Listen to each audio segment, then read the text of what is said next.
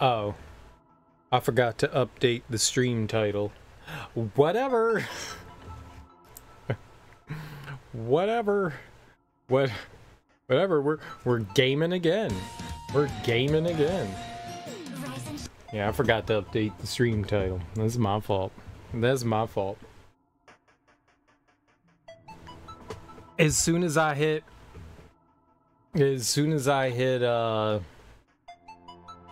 what do you call it? Go live. I was like, oh right, I meant to do stuff. I went to the stream title page. I didn't change anything. Let's edit that. Let's edit that. Where's percentile? Going for 100%. Or is at least close to it as we can get. Let's go for that 100%. Let's go for it. Oh my goodness, stop it. I don't want to hear the theme song. I don't want to hear your theme song. 96? Holy crap, we're close. We're so close. I didn't realize we were that close. That's exciting. That's exciting. We're getting there. Win screens, movie viewer, credits. Awesome. So, we started the game on... When did we start the game? Today's Wednesday, right? So we started the game on Monday. And now we're here on Wednesday. And we're closing out on the end of it. I would have liked to have beat it this morning, but we just didn't have the time. I don't know how much is left. I'm assuming there's like a dungeon or so left. We went and did some cleanup yesterday. But we probably have like a couple more things. There were like a bunch of statues we were supposed to find. I think we're missing... We're missing like one squid, which could be anywhere. And... I don't know, probably a bunch of cards and stuff like that. I think we've cleared out all of the little sub-dungeon things, like the challenge dungeon rooms. I don't think I see any more. There are these, well, it's not a labyrinth. They're the ones with the X on it. Little tiny caves. And I think we've... At least of the ones that we found... I think we've got them all. Honestly, don't know where else we would go. I also don't know if there's anything else we buy with nuggets either. But we need one more little happy heart squid. We've upgraded all of our gear as far as I know. Looks like we've got like every item we could possibly find, right? Except for the pineapple. We don't have 9 of that. That's from the trees, though. So, yeah, we have to go and hit up these top areas. It's possible that there's stuff up there, so we'll go check it out. But Shantae's been pretty fun so far. There were a couple of, like, little side quests that we did. Someone has to... There has to be another person that sells another card. Maybe? What was the last thing that we fought? Siren? I don't know what's supposed to be there. I don't know what's supposed to be in any of these empty spots.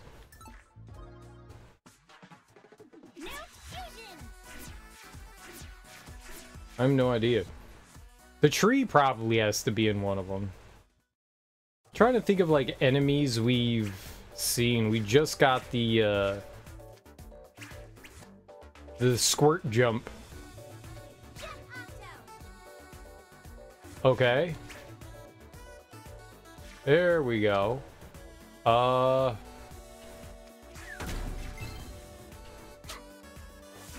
was the wrong button.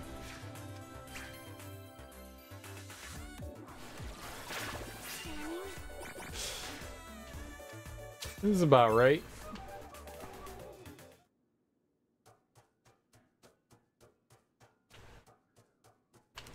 Electricity?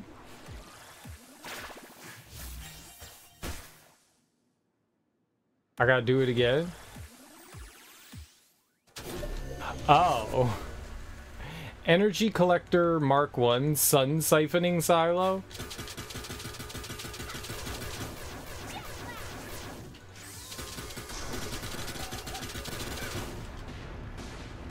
That win? That wasn't really a boss, was it? You can't call that a boss. We're beating up the towers, right? That's what they have us doing here. I did it! Now for the second energy collector. 3 to go. Okay. Octo fusion. Octofusion. Okay. Did I ever get a card from that guy?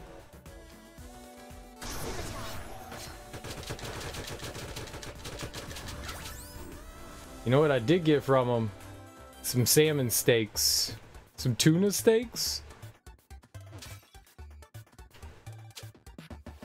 I don't know what I got from him. Herpes.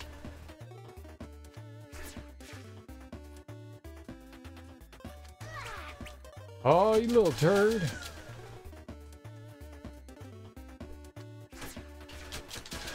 Oh, you can see it. It's right here. That's cool. That's cool. Oh, it's probably up here. Okay, it's probably down here.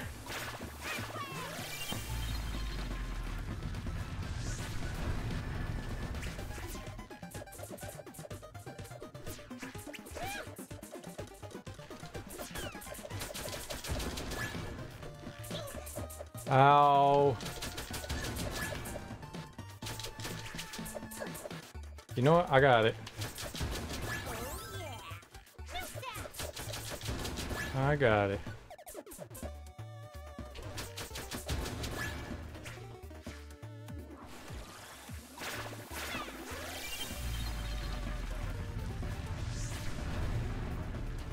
So, why did we do this? It's gotta be somewhere here, right? There we go.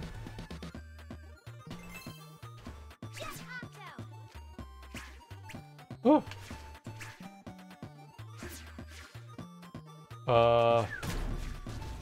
That wasn't it. Smashy, smashy. 2? Wonder how many statues there are left.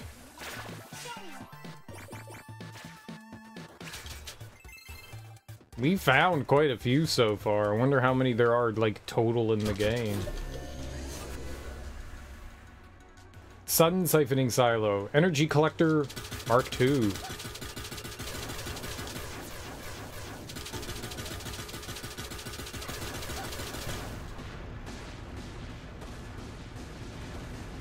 It was about the same as last time. We didn't have enough magic there. I want to build it back up, so I didn't turn on the schemator. 2 down, 2 to go. Now for that third tower. You got it.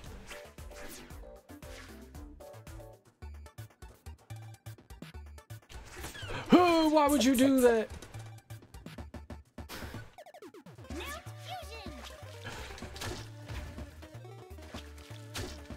Just slamming my face into the enemy casually. Like it's nothing. Like it's nothing. Yeah, let's go take a quick dip in the tub of hot.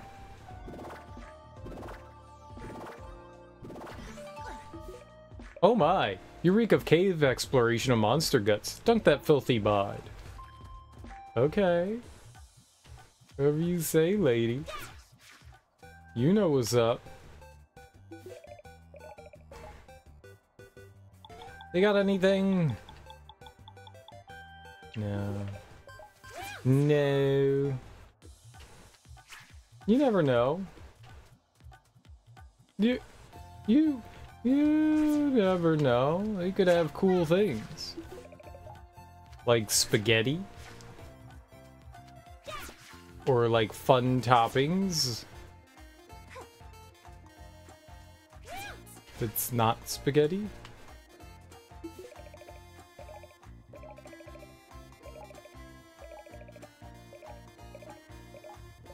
Scram. You scram, lady. Scramble my eggs. Well, scramble my eggs. Well, scramble my eggs.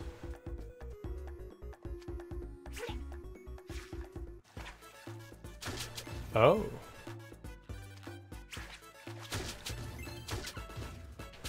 This is different.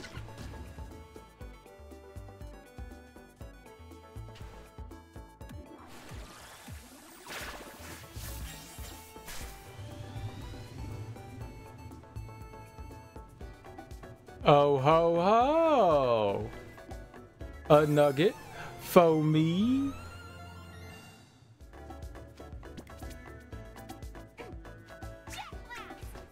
Sweet. I love free nuggets. I hit the wrong damn button.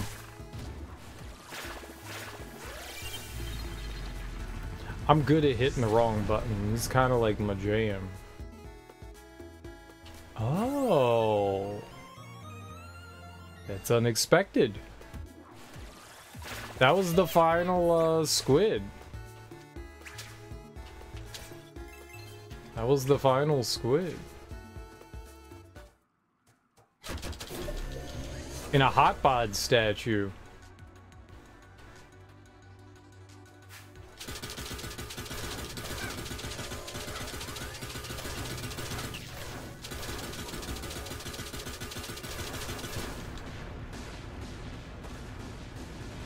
If you go too fast, like, she like slows down for like half a second.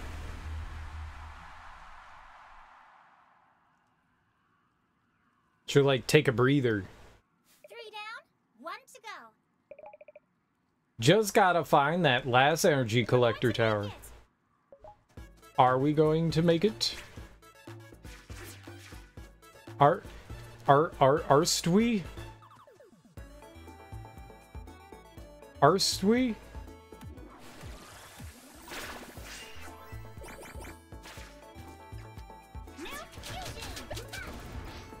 Ow.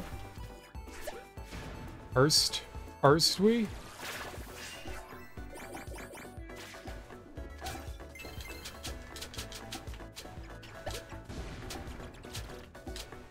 Can you hit them?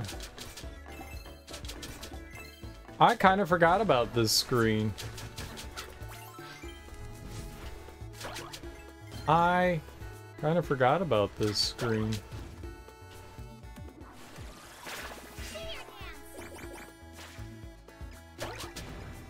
I may, or may have not, completely forgot about all these screens. Oh my god.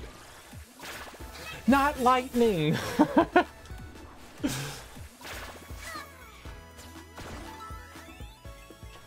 Another nugget?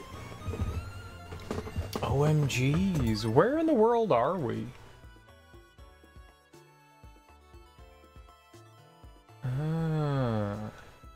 Yeah, I very much forgot about this. Would have been cool if there was something in his house. Would have been cool, I guess.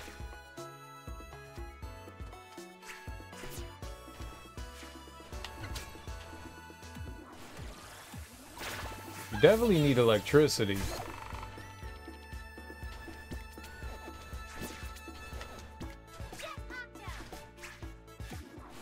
But they want the booty shakes.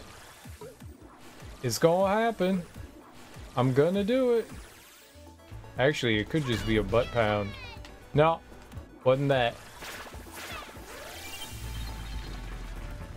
There is a hidden thing somewhere, though. that's not the last one of those either? Lies.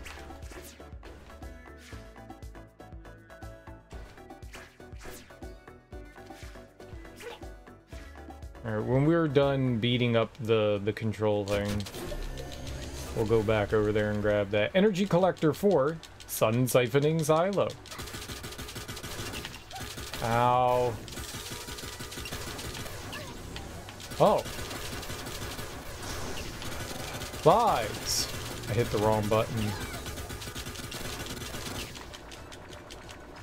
I don't know what's happening. Oh, I don't know what was happening there. That was very confusing. All the lightning coming down confused me a lot. Yeah, yeah. That's why I didn't heal. We have a bunch of auto revives. What's up, Teak? How you doing, homie? That's all for. Time to get back to Arena Town. Please don't warp me to Arena Town.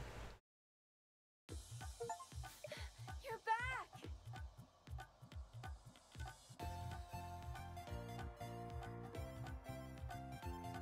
Thanks. I knew you could do it. Did you? It worked. All 4 energy collectors are down for the count. That should stop the flow of power into the engines.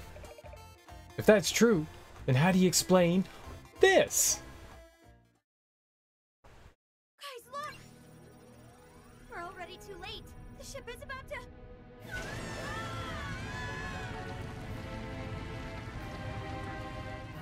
It worked. The power of the Sirens belongs to me. She's charging up the weapon systems. She's gonna blow up the entire island. Oh no.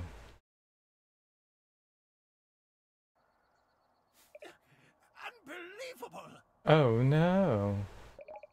The city really was a ship. Wow. And not just any ship. Airship. Huh? With Risky Boots at the helm. Look! Her cannon. It's aimed right at the island. What do? We need a plan, and fast. There's only one thing we can do. And that's to get Shantae aboard that flying ship. Huh? Okay, show us what you could do.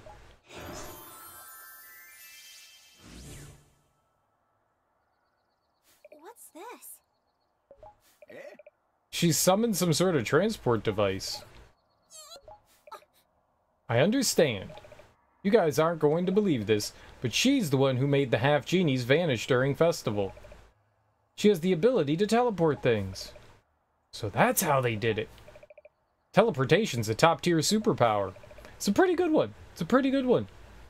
But why did they capture us in the first place? None of us were harmed, right? And why leave you behind? She doesn't know that. But she says she's been forced to use her powers for evil long enough. She wants to help us stop the Sirens once and for all. This teleporter will send me right to their airship. You got all that from a few annoying screeches? Lobster Girl seems pretty okay. It's time for you to go and confront Risky Boots. You must do whatever it takes to destroy that airship before it can fire. I'm ready. I'm gonna go in here. I don't need to heal. I didn't mean to go in there. My bad. I wanted to go into here. How was Blue Stinger, Teak? How was Blue Stinger tonight? Did you make progress?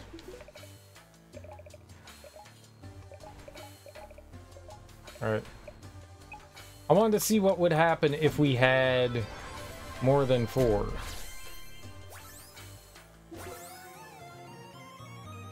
So we just can do 4 at a time then?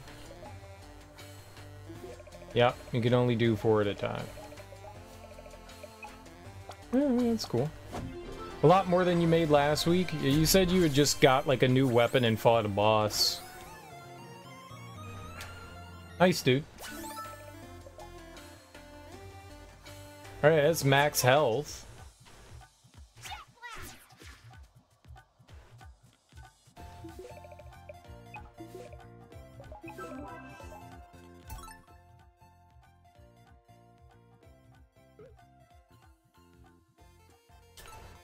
I need to go all the way back over to the left. Because there were a couple things we didn't check out there. Got the power on. Killed a giant crab jeep. Visited a strip club and dressed up in a Santa suit. Neat. Neat.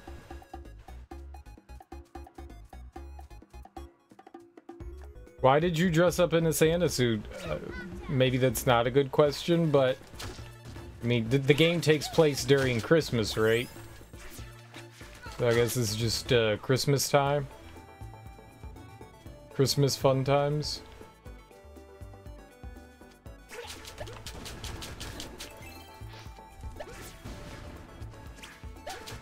Every day is Christmas Day.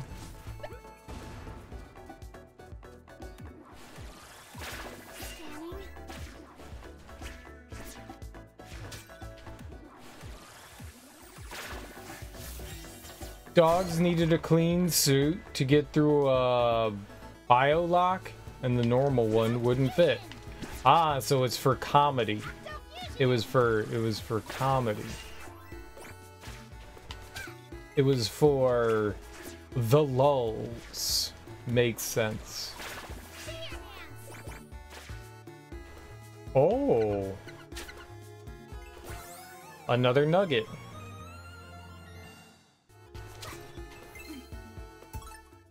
Huh. I have 9. Maybe we missed a nugget somewhere. 9 seems like a weird number, or maybe it's the correct number.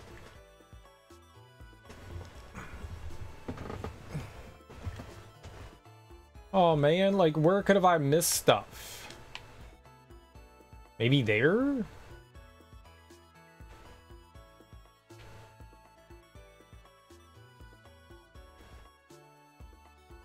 There's clearly something we missed, right?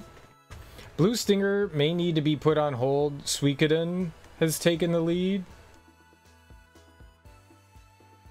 But you haven't beat it yet.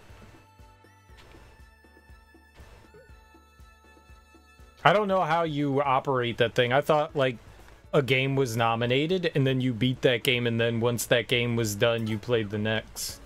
That's not how it works.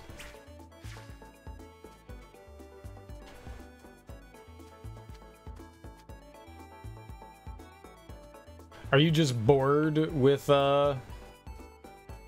Blue Stinger? I'd understand that.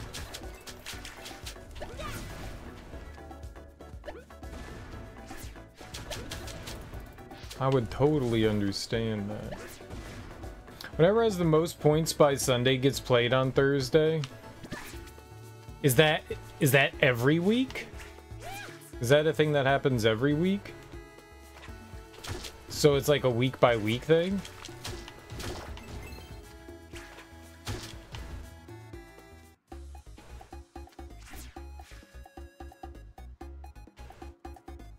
Interesting.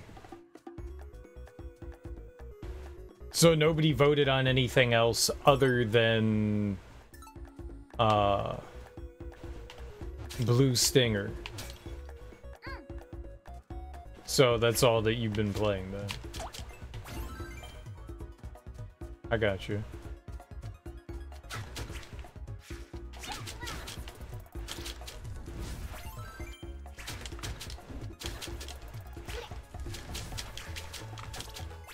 Blue Stinger for life. More Blue Stinger. I demand a Blue Stinger.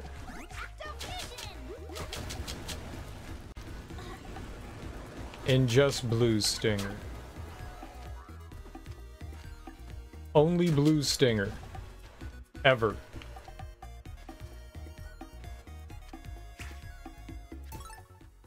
It's the only thing I ever want to see anybody play is Blue Stinger. I don't want to see Blue Stinger 24 hours stream. Ooh. I'm glad we came over here.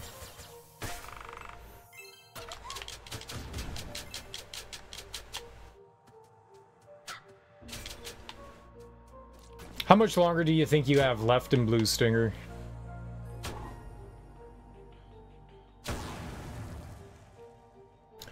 You could idle in the shop area and let that Christmas music play nonstop. You like the Christmas music?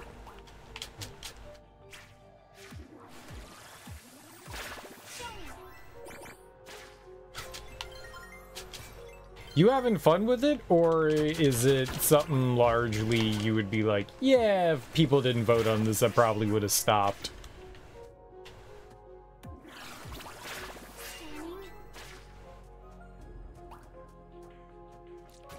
About halfway. Dang.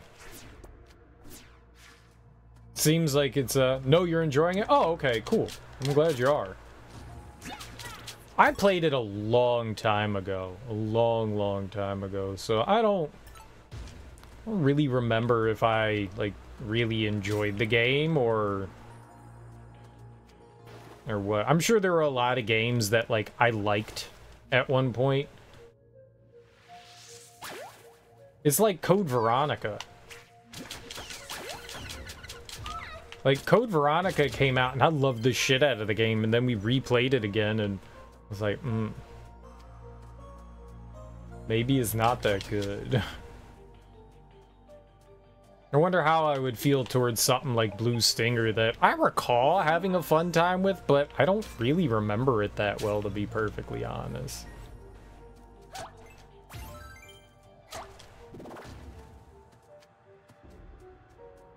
It's clunky, obtuse, and not particularly balanced, and there's a ton of backtracking.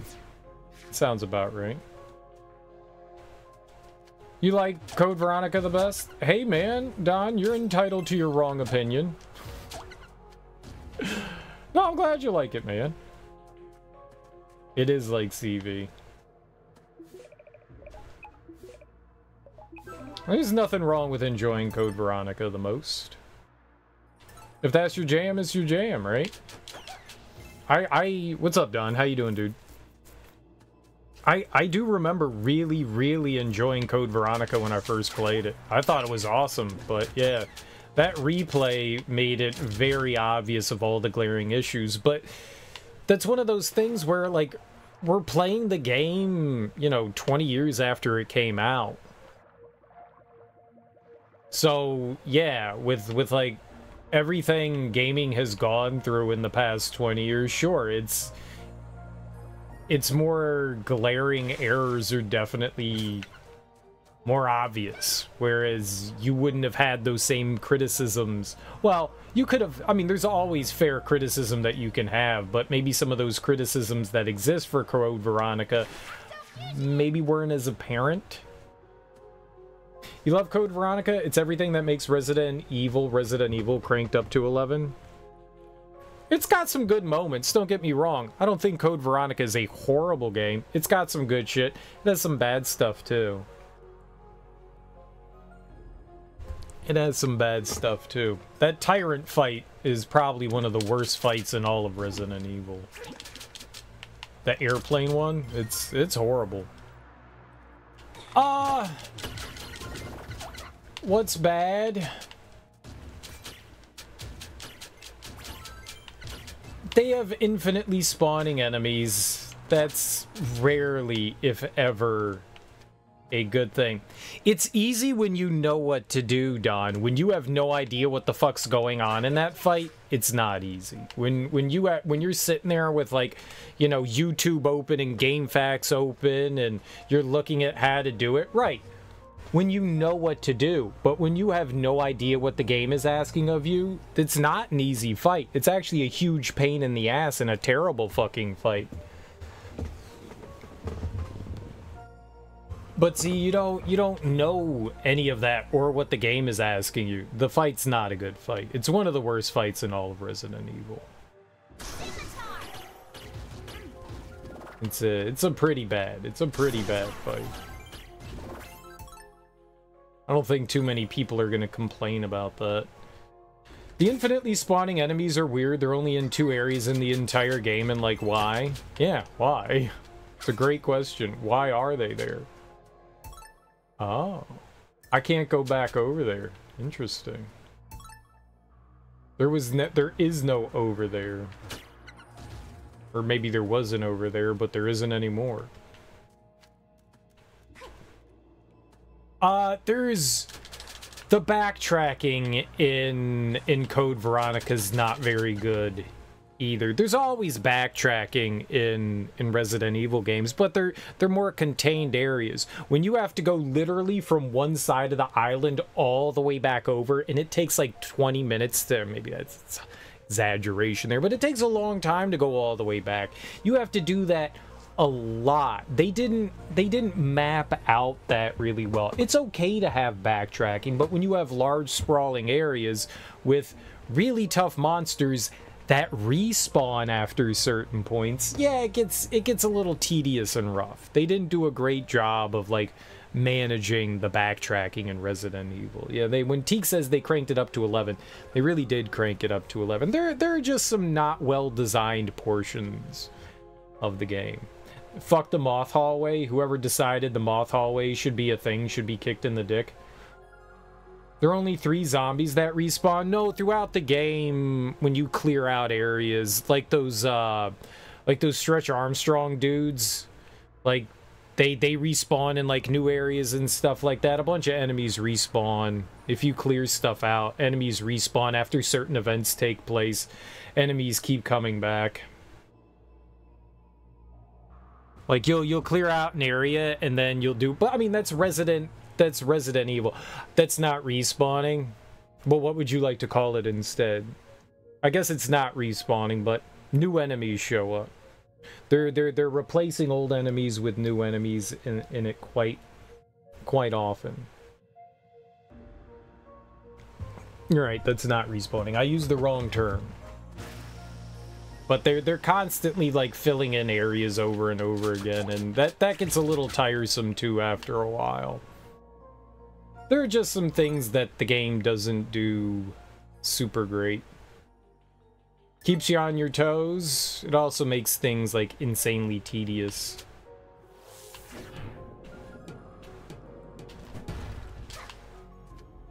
Unnecessarily so.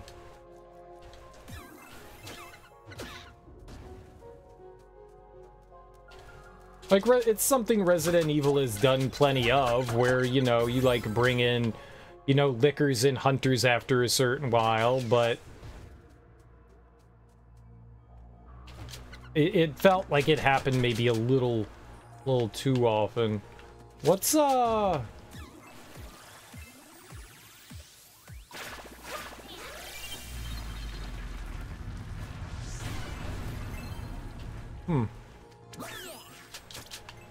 I just wanted to see if something would happen there to the slime. I think somebody mentioned that, like, if you use the right magic on certain ones, things happen.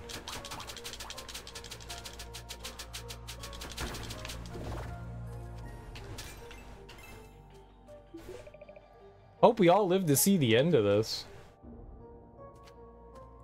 He's in a random spot, wouldn't you say?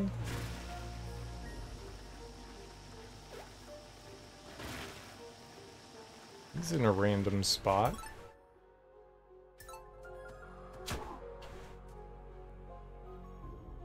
Code Veronica definitely went from, I thought, one of my favorite games to probably one of my least favorite Resident Evil games. It's right above 0 for me. 0's not great, and Code Veronica could use a little bit of love. A little bit of love.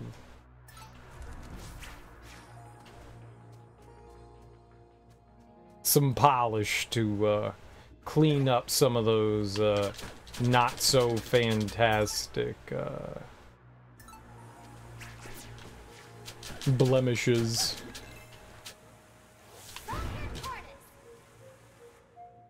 I don't think that they're ever gonna return to Code Veronica. Why did I dislike RE0? Item management in that game is fucking horrendous. You literally have to, like, pack mule in that game multiple times over and over and over. It's just, it's nowhere near as well designed as any of the other Resident Evil games. It's easily my least favorite out of all of them. Just the design choices in that game could have been better.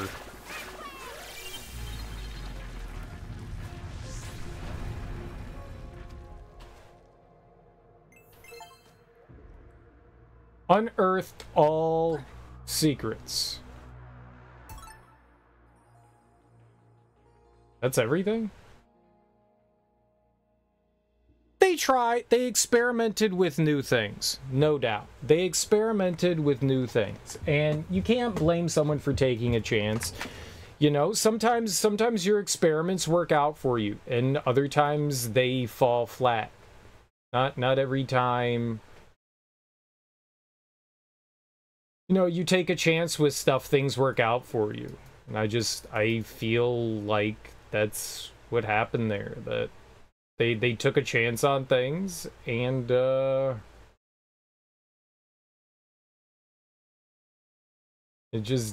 didn't work out. There are definitely worse things. I don't know what I'm talking about right now. I was distracted there. I was looking at something. It's okay to experiment and try things out and see if things are worth, like, continuing forward with. But getting rid of the item box was one of the dumbest things you could have possibly done. And I'm not going to go out and say it ruined the game, but it definitely made the experience not that fun. It certainly detracted from the fun that I was having with the game. There's some cool things that happen in there. I mean, I get the reason why they did what they did. Oh.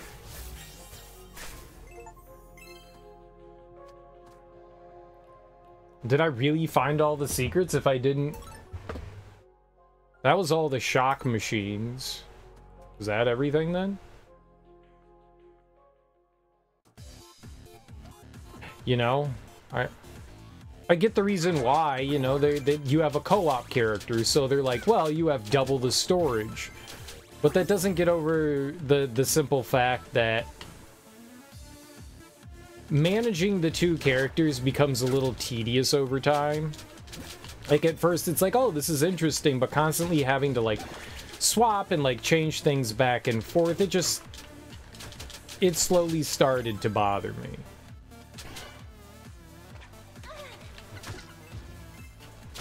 It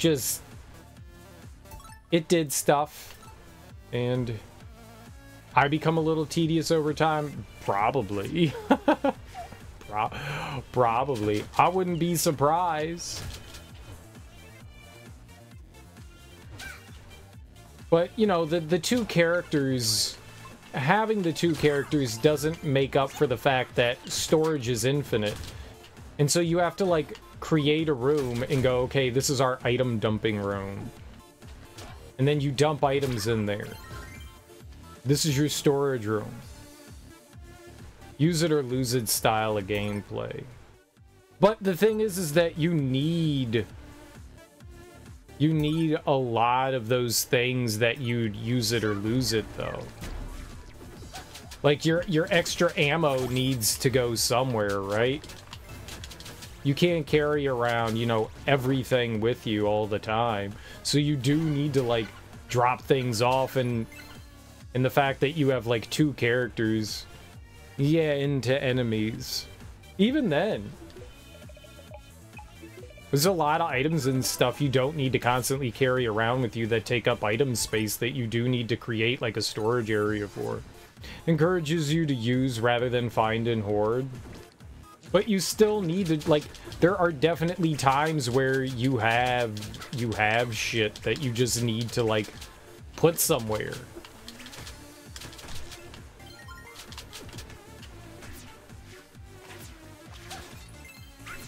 You know, and that just showed that the way that the game was designed, they could have done a better job then of designing. They kept, like, all the Resident Evil formula stuff and then thought, okay, well, we'll just get rid of the item box. They didn't change anything else to kind of like suit that kind of gameplay, though. They just left the formula the same. It would have been more interesting if they completely changed up the formula to suit the fact that there was no item box, but they didn't really do that. They just left everything pretty much the same. There were no changes to reflect that. So it just becomes super tedious.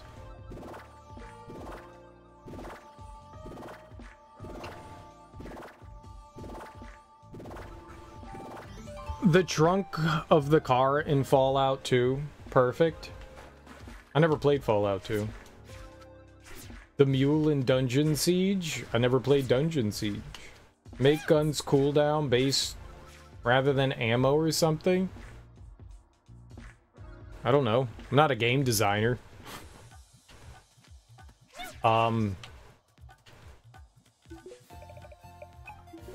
still think limited ammo and stuff is fine in that regard. But providing you like 4,000 things, you know, you're looting things in that game. You have so many items, weapons, tools, key items that you have to drag around with you that take up inventory space. So you have to put stuff down in certain occasions. It's just, I don't know, it just didn't feel super well thought out in that regard. As far as, like, what you would do in the meantime, I don't know. Oh, it's a good-looking game, absolutely, dude. There's no question. The engine that they used for the remake of 0 and the remake of 1 and 0 are really good. Like, it's a really nice-looking game. Hell, man, like, going back and replaying through Resident Evil 1, the remake, with like the newest release that came out, what was that, like 2015, 2016, the HD remaster of it? Those games look absolutely wonderful. Yeah, they're nice-looking games. They're nice-looking games. Lowering the number of 2-slot weapons and items would have gone a long way towards making it more tolerable. You know what? That would make a big difference. That would make a difference. Having the weapons just take up like one space rather than multiple ones would make a big difference. Absolutely. Absolutely. But graphics don't make a game good. Just because something looks nice doesn't mean it's a good game. A lot of nice looking games out there that aren't exactly the most fun thing in the world to play. Whatever it takes to destroy that airship before it can return fire. Did we save?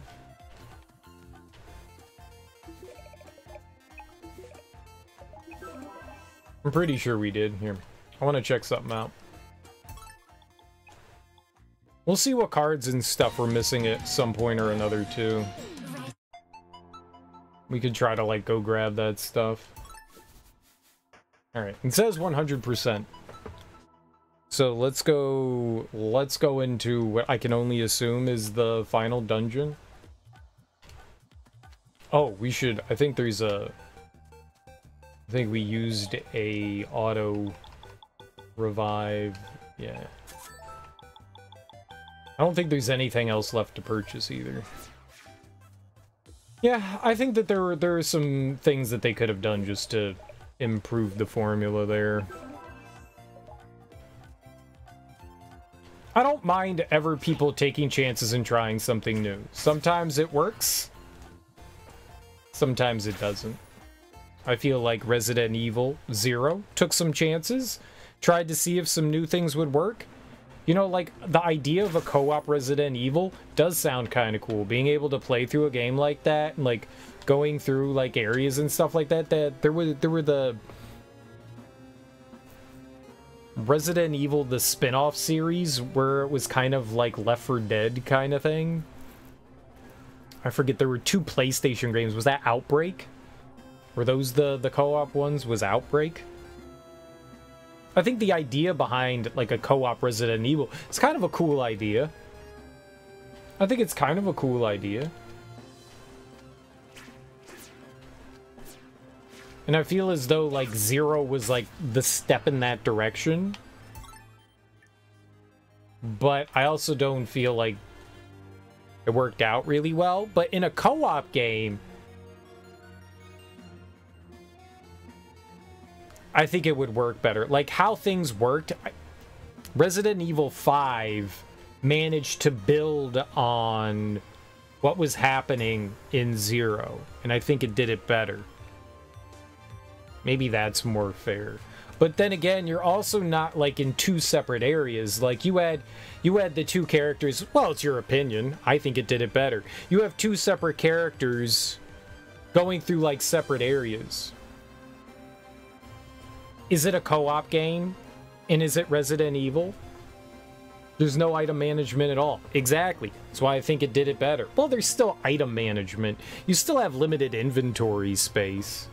You definitely still have limited inventory space. But it's more level-based. You're not exploring around and stuff. I think it works better in a situation like that. It's Resident Evil, Teak. We're comparing games in a franchise, and I'm saying that the ideas that were in Resident Evil 0, you can see that they brought some of that stuff over to RE5, and I think RE5 did that situation better. Because that way, you're not handling things in the same way you are in 0. I think it works better in that instance than it does in 0.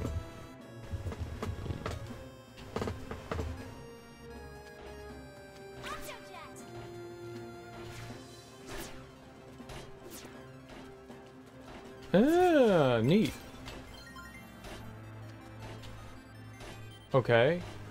We should put on the thing that... Yep, no spike damage. Okay. That is... Cool. Invisible platforms.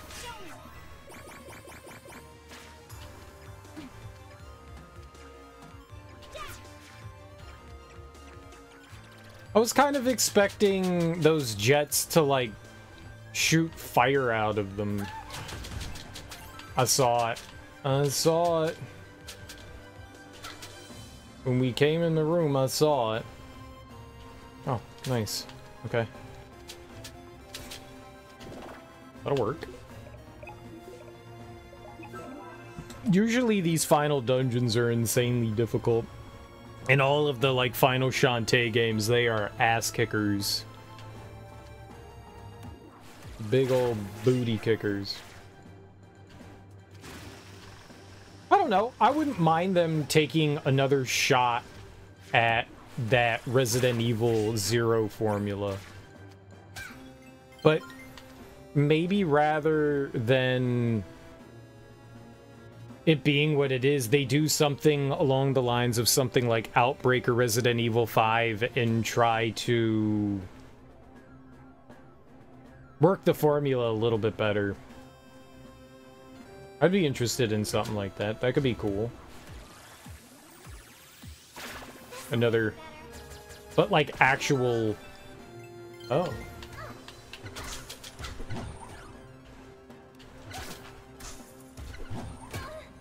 Wow, I did not expect that to hit me.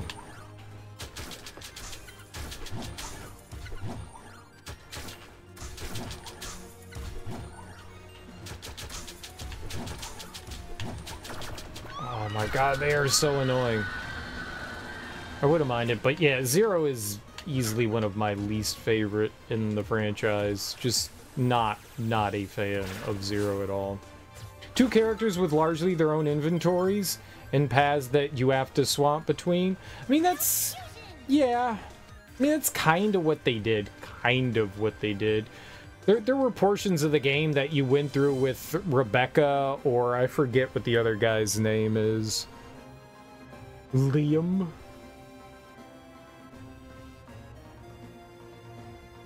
Man, it's kind of what they did. Eventually, Billy, eventually you do meet up and you go through large swaths of the same areas. Eventually you do, but like the train, on the train, they don't really intersect, do they? They go two separate paths and you have to use like the the machine to like move things in between the two of them. Some of the stuff in the house too is strictly for like Rebecca or Billy, but yeah, they don't have two like completely individual paths where they like don't really intersect.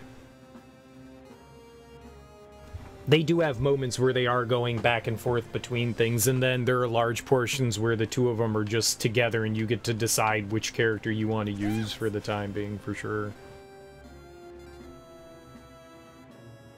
Apparently they do something like that in Dead Space 3. Now, I've never done co-op in Dead Space 3, but you have another character, and they have completely separate paths that they go down. So maybe Dead Space 3 does a decent job of doing that, the co-op side of things.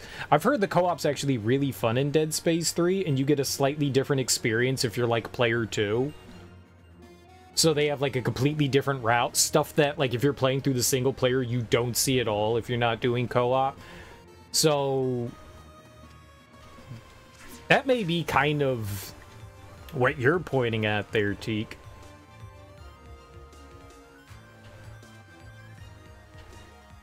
But you don't ever get to see that in single player, which is, you know, unfortunate. You can't see what player 2's campaign is like. Okay. Screw that guy.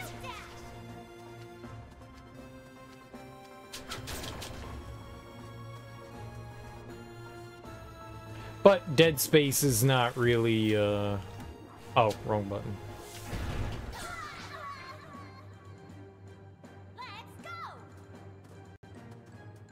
I didn't know I was playing Sonic the Hedgehog. My bad. I didn't know we was playing Sonic the Hedgehog.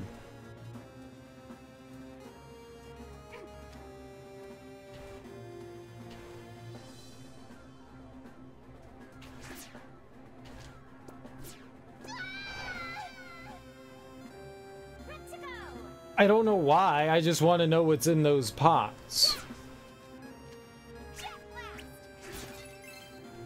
Nothing. I needed to know. My curiosity. Okay.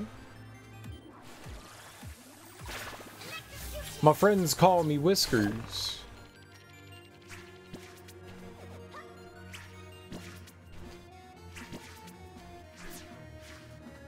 Okay. Oh, that's a new enemy.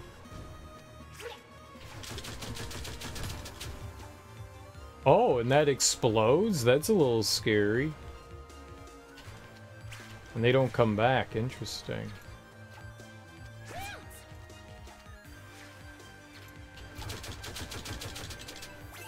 Got their card. Siren Soldier. Okay, where's the Siren Soldier? Who the hell is that? Nerd dirt crawler? Drove through dirt much faster than before. I didn't realize those guys had a card on them. Siren Soldier.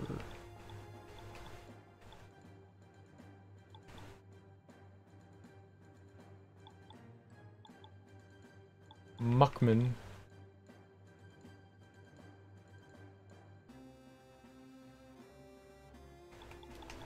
I think here? No.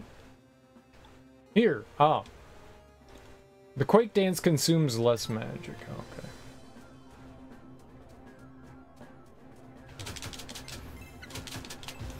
Oh, it's a hallway of infinite enemies. I got you. It's the farming spot we've all dreamed about.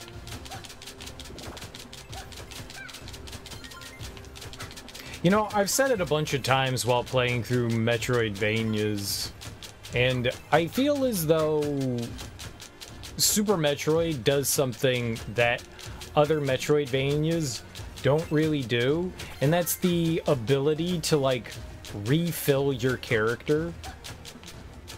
You know, with consumables, health, and all that. They do a really good job of, like, helping you out. Oh, you need more super missiles? Here's more super missiles. Oh, you need more health?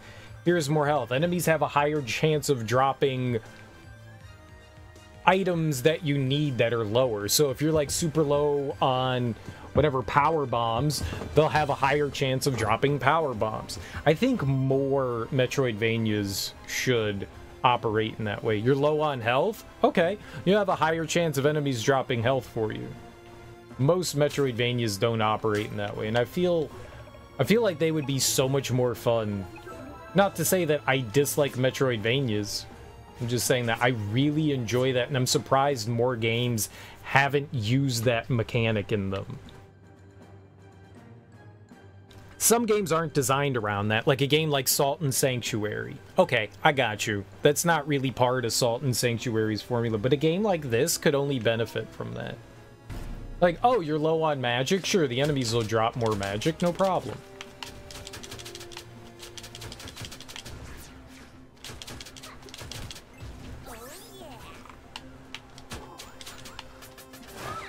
Oops.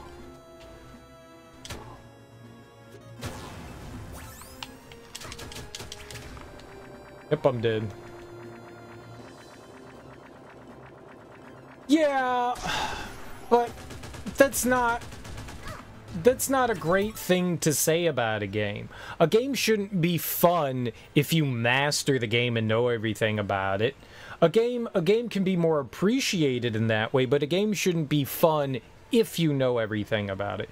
That's my problem with Sonic, is that on a first playthrough, Sonic isn't all that fun. The Sonic levels don't really get fun until you actually know the paths that you can take.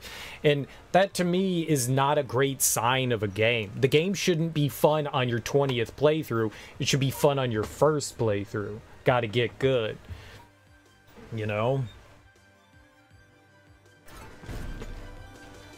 Resident Evil 0 may improve the more that you play it, but okay, that's cool, and I'm glad that it does that, but at the same time, I want it to be fun my first playthrough. A game should be fun your first playthrough, and it should be able to maintain that fun on multiple playthroughs. If it's not fun on the first playthrough, it's not getting a second. Yeah, exactly.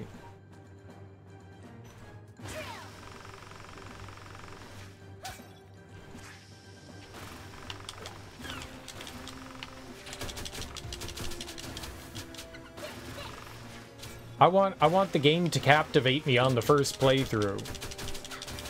I don't want to have to worry about playthrough, you know, number 20 being, you know, the best one that there is. Now, if a game is fun enough, you know, and maybe if it alters alternate paths and stuff like that, or different characters that you get to play as, that can always add replayability to a game.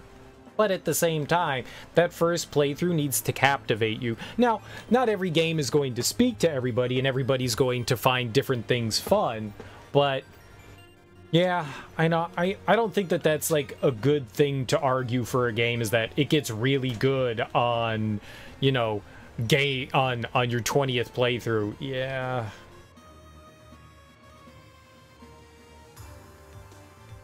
Dark Souls 2 New Game Plus was really good. I never did New Game Plus on Dark Souls 2.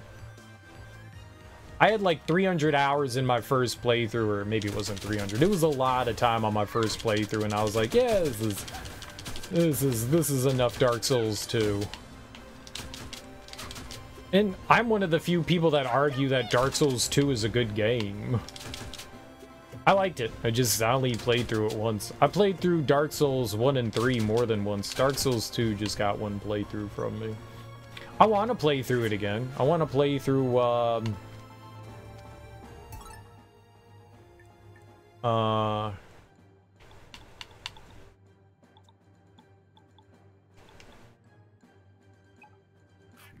the original Dark Souls 2.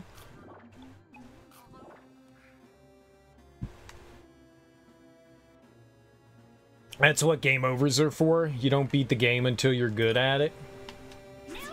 That is thankfully a thing that we have moved beyond. Like, that is a holdover from arcade games that is not, in my opinion, great for console games. I am glad, in large part, we have moved away from the, you know, that style of game where, you know, okay, there's 20 levels, you got to level 6 this time, you game overed, alright, start from level 1 again. Now you got to level 7, alright, start from level 1 again. I'm glad we've kind of moved away from that.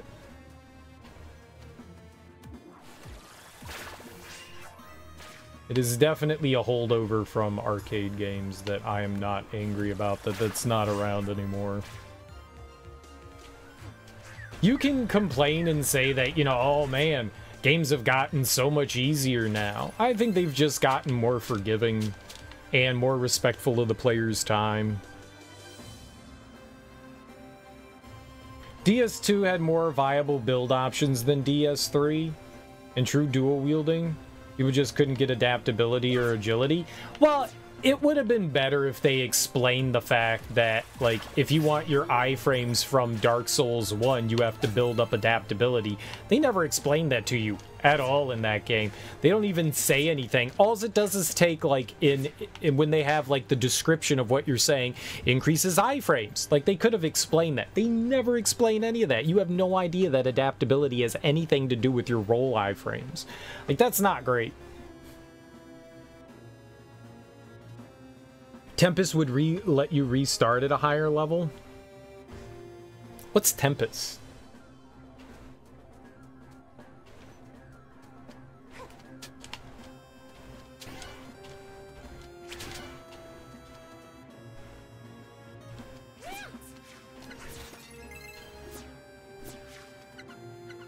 No, I don't think I know what Tempest is.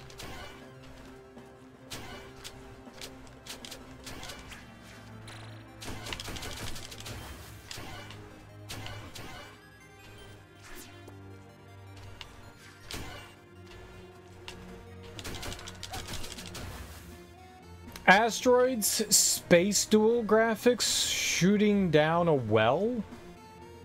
What?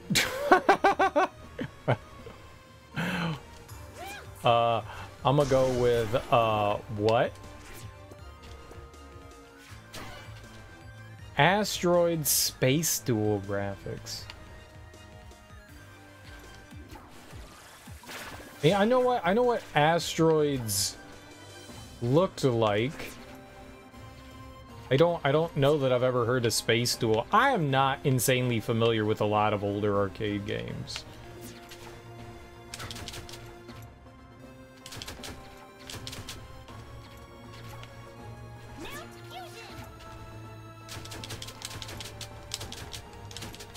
I know Asteroids, but Space Duel can't say that I've ever heard of that one.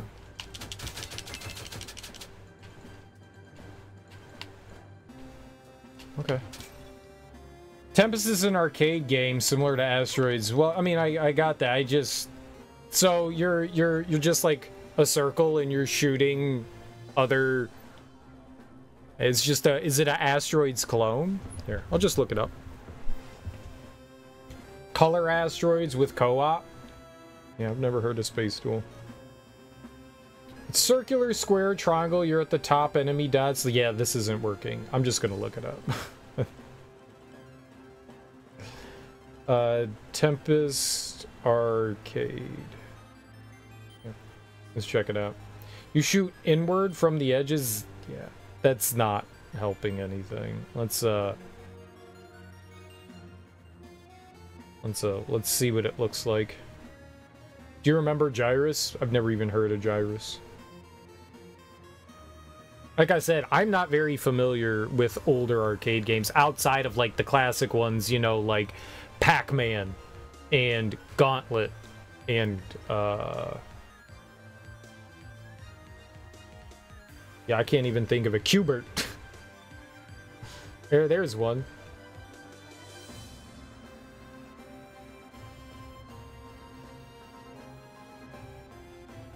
Oh my god, you... Great. Yeah, I don't want to look at your fucking arcade cabinet, dude. I want to look at... It said gameplay, and this dude is showing his arcade cabinet. I don't fucking care about your arcade cabinet.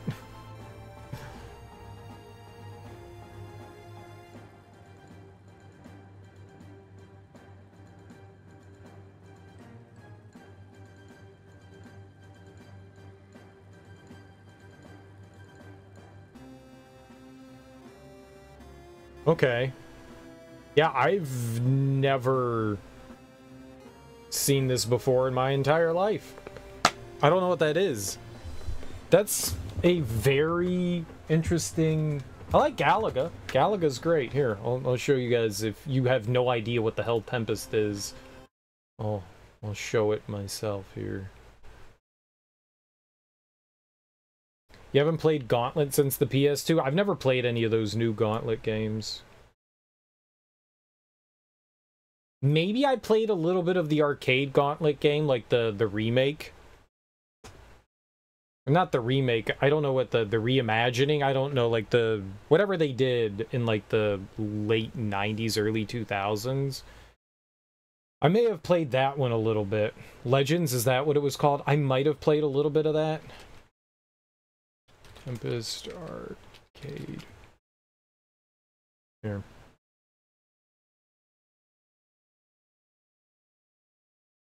Now.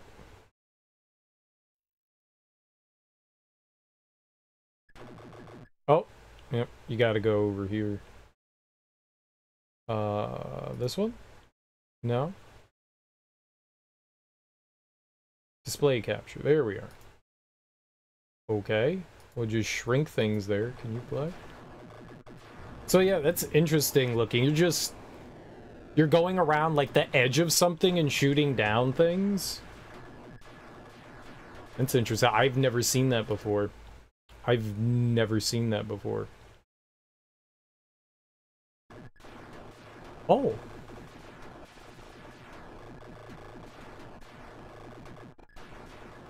It makes a lot of really annoying arcade noises. And there's no music. No!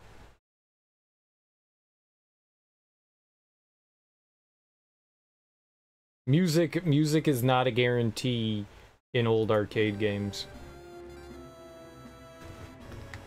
If you get to level 7 in Tempest, you could start your next game at level 7, then maybe like 13. That's cool. Early 3D? Yeah, I guess that is kind of 3D, isn't it?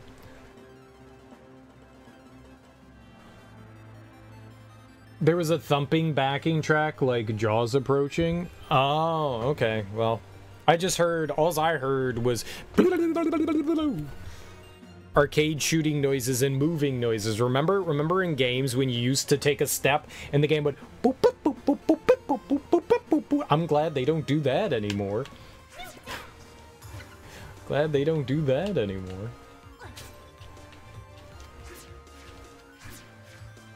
Attract mode?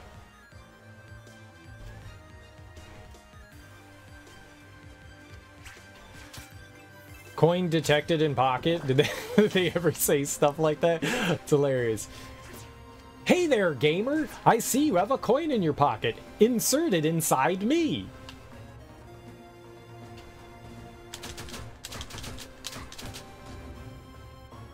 Berserk did that? No idea what that is.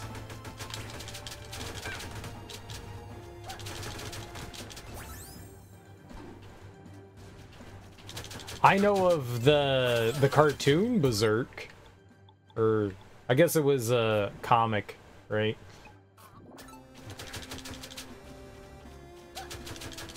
The anime. Oh, are these guys infinite? No.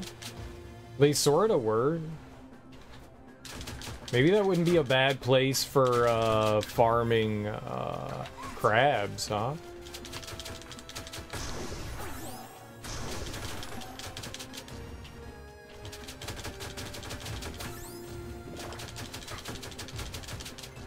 Yeah, they're dropping a lot of crab. We can get like healed up here.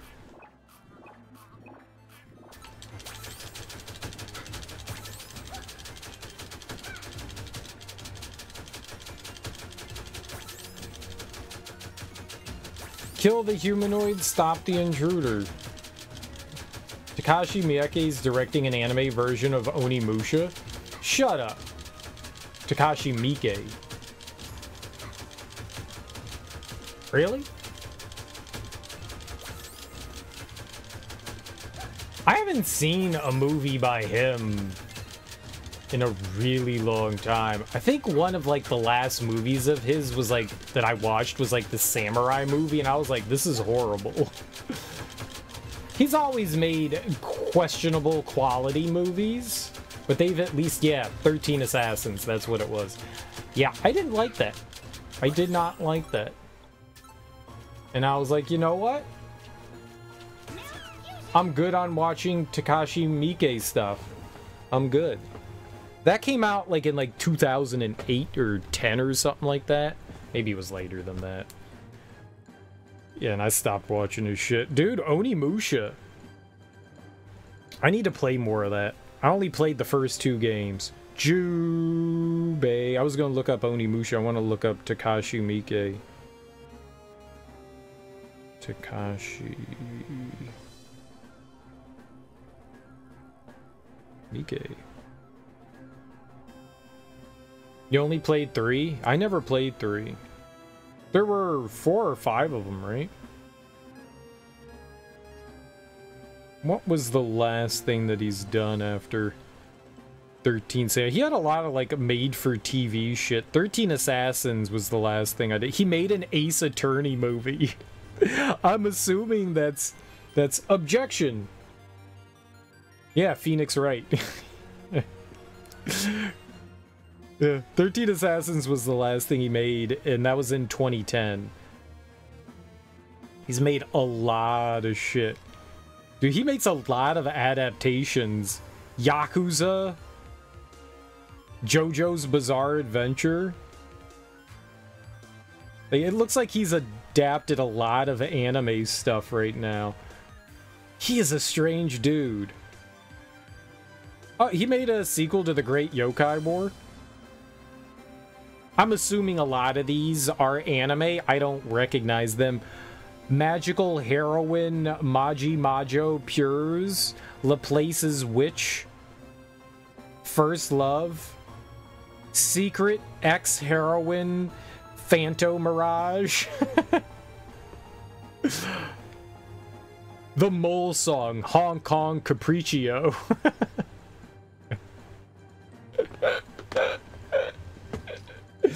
Oh. Itzo in Ichi the Killer. Ichi the Killer is great. His early stuff is really fun.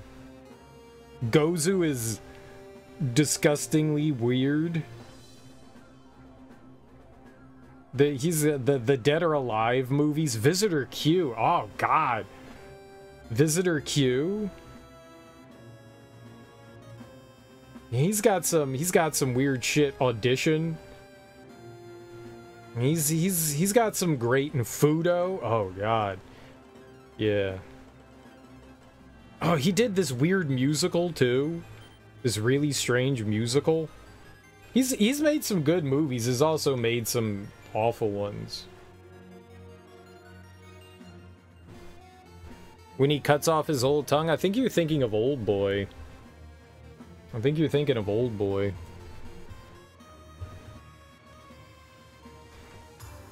Though, maybe there are multiple movies where people cut off their tongue. I don't know. It happens in Ichi the Killer, too. I haven't seen Ichi the Killer probably since... I watched it, like, maybe twice. I don't know. Like, early 2000s? It's been a long time since I've watched it. Several masochists in Ichi. Yeah, there are. You want to live like Old Boy till the COVID is off the earth? I don't think you want to live like Old Boy. I don't think you want that. I'm gonna go out on a limb and say I don't think you want that. That movie is like really, really fucked up.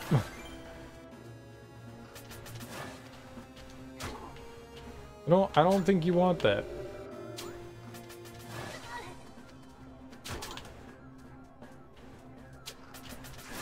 You wanna have a daughter and then be forced to rape her? I don't think you want that, man. No. I don't know, man. Oh. I don't think you want that.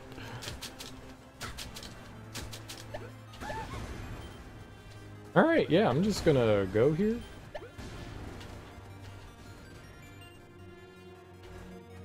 Yep, that felt like a good decision to me.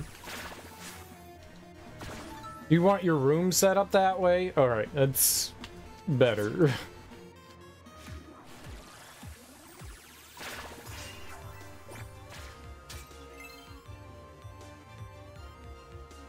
You just always remember the reveal of the old cleaner dude. I honestly don't remember the movie all that well.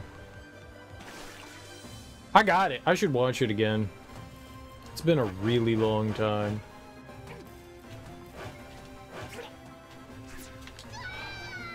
Why didn't you land on the platform? Was I like under it or something? No, that was weird. I never watched Spike Lee's version of it. I always meant to. I bought it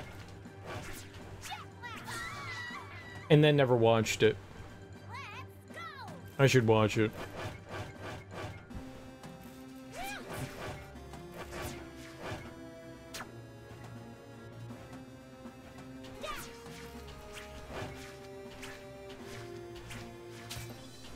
A lot of people said it wasn't as good, but I'd still like to check it out. You can't see it being any good. Like live action anime adaptations, they're all garbage. I think maybe if they let the original director adapt it for the US, it probably could have done better. You know, though, that's not always necessarily true. I mean, look at Infernal Affairs, and Scorsese did a good job of adapting it. It's not exactly the same movie. He changes a lot to, like, Americanize a ton of things, but, like, I don't know. It might barely be Infernal Affairs. It sort of is. But, I mean, it's still a good movie. I don't know. But then you look at something like Funny Games, where Michael Haneke took the literal movie that he made in, I think it was Austrian, and it's the identical movie, almost shot for shot, in the US. It's just got English this time. Departed is literally the only example. Even Insomnia? Dude, the Insomnia with Al Pacino and Robin Williams is solid. The Swedish one is fucking great too. They're just slightly different movies. I like both versions of The Girl with the Dragon Tattoo. I like both of them. They're both really good. But one was also like a TV miniseries, and then the other one was a movie, so a little different. But it's not a patch on the original. They're both really good movies. Sometimes, I mean, look at, what is it, The Ring? Ringu and The Ring are both fantastic. Ju-on and The Grudge, maybe not so much, but I love The Ring. With Naomi Watts, that movie's freaking great, and Ringu's freaking fantastic too. They're also not the same thing either.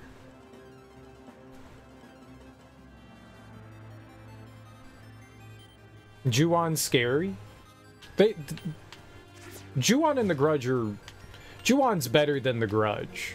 But The Grudge is still a solid fucking movie. It's not bad. It's not great. I still think The Ring and Ringu are probably, like, the two best in that regard. As far as, like, movie adaptation stuff. The Ring is great. Yeah, I agree. The Ring is really solid stuff right there. No doubt. Oh, I had no health. Dang it. I've seen Quiden.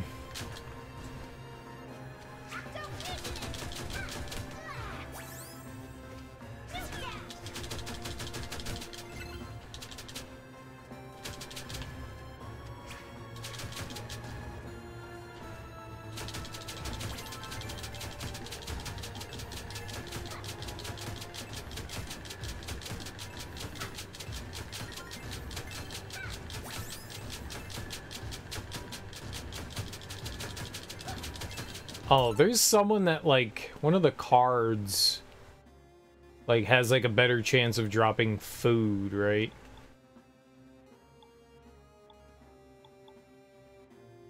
That guy.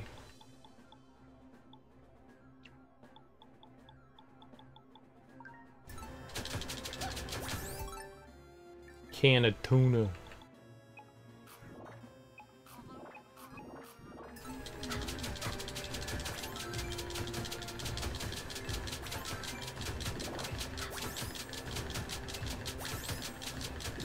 Two versions of Man on Fire, but you think they're both the US? I didn't know that Man on Fire was a remake of something. Can't say I was a huge fan of Man on Fire. I don't think it was bad. I just think that it was largely It was cool to see, but it didn't. It was done. I don't know. You had all of these like older actors try to make their own version of Taken. Man on Fire kind of felt like the same thing.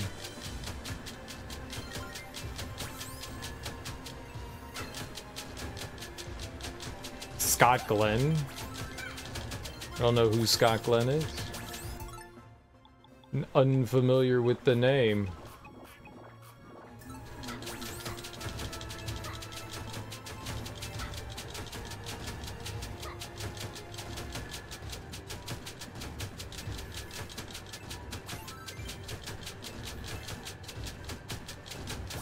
He was in Silence of the Lambs.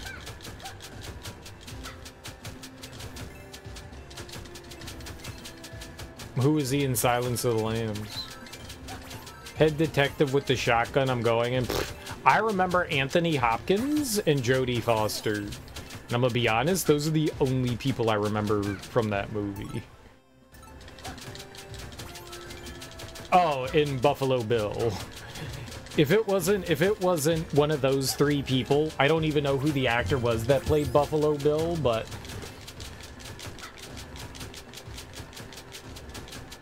Silverado. Never heard of it. Don't know it. Starred in Silverado. Don't know it. Unfamiliar. We'll put you back on. No spike damage. I like it. Oh! Alright, that's a cool way to introduce disappearing platforms. Okay. So now we know we're going to be dealing with disappearing platforms. I gotcha. I gotcha. At least that doesn't hurt. Oh! Silverado just above. Does Silverado have Danny Glover in it? Or am I thinking of something else? There's a Western with Danny Glover that's really good. Unforgiven's amazing. Unforgiven might be my favorite Western outside of The Searchers. No, not The Searchers.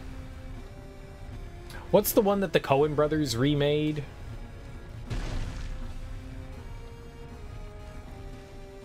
Brian Dennehy, Kevin Kline, Danny Glover. So it was that. Yeah, no, I like Silverado. Then I have watched that. I just forgot the name of it. For some reason I was thinking Silver Bullet. That's a werewolf movie.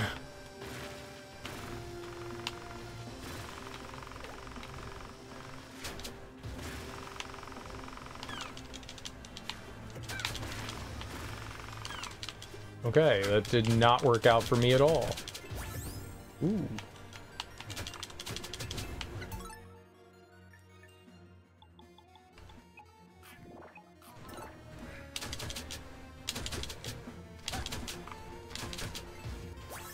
They drop a lot of food. Better than ride the bullet.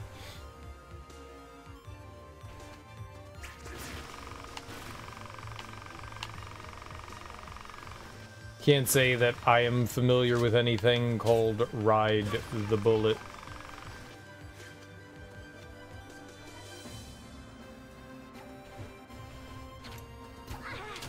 Oh, I was like slightly too slow.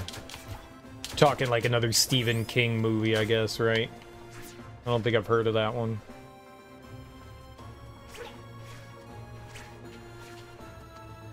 Okay. That could have gone bad. The platforms disappear super fast.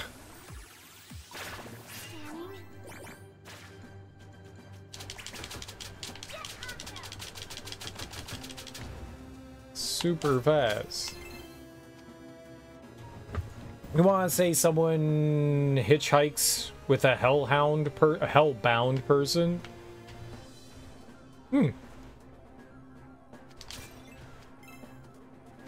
I'll watch it. Mr. Monica Geller?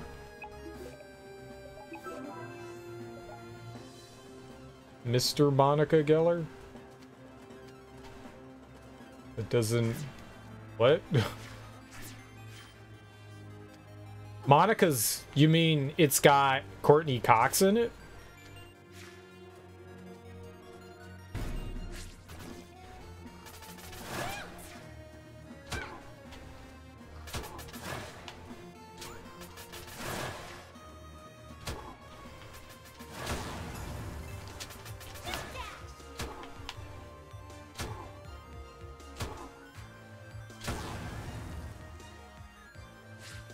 Ah!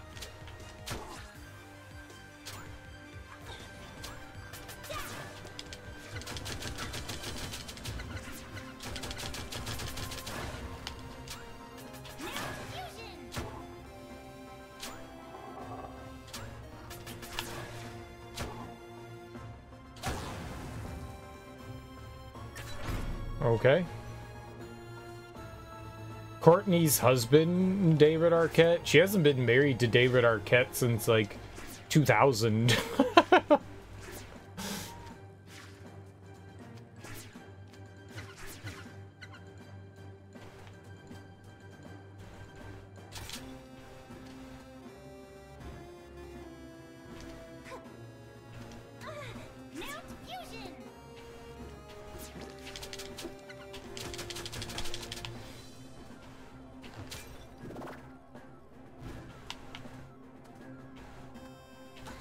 Okay, that didn't line up at all.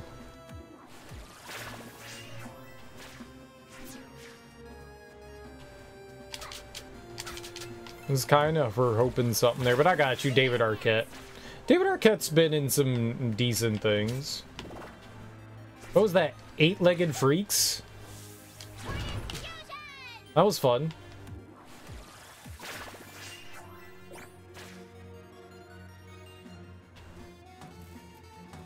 I don't either. But I did know that. Plays good frantic. Yeah, I feel like that's kind of his thing. Goofy.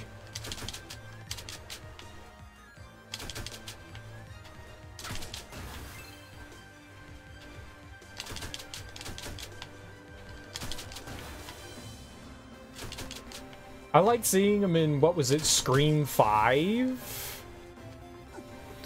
Was it Scream 5 when he came back? I like seeing him in that.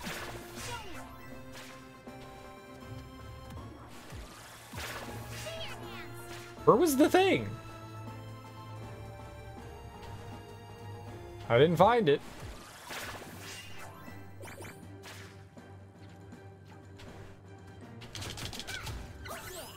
Cano tuna.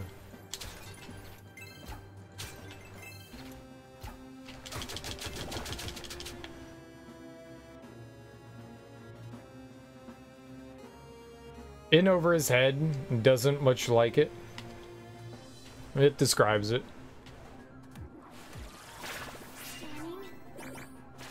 He was in 4 as well. I think he dies in 5.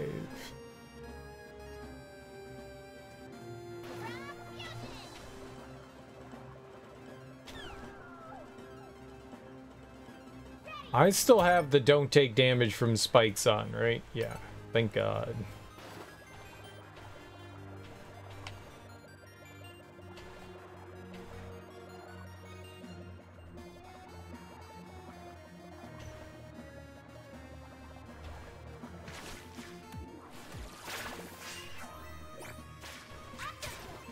I've liked all the Scream movies to some different extent. 4 was probably the weakest out of everything, but all the Scream movies are, like, the new ones are good.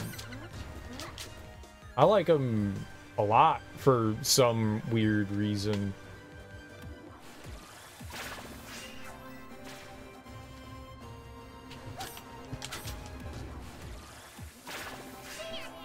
He was in Bone Tomahawk? I don't believe you.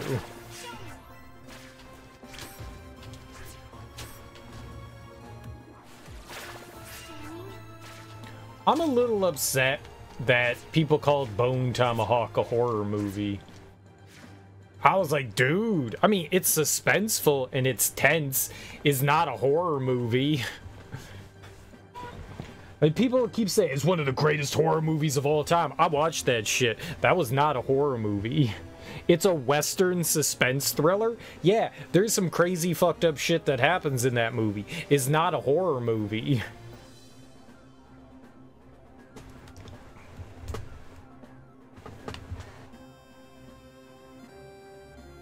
And New Scream? What the hell is New Scream? You just making shit up? New Scream. I scream, you scream, New Scream.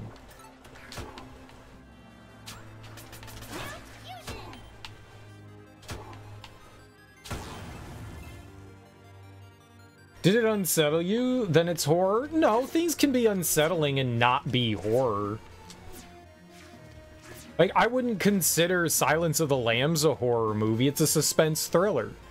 And kind of the way Bone Tomahawk is more of a suspense thriller western.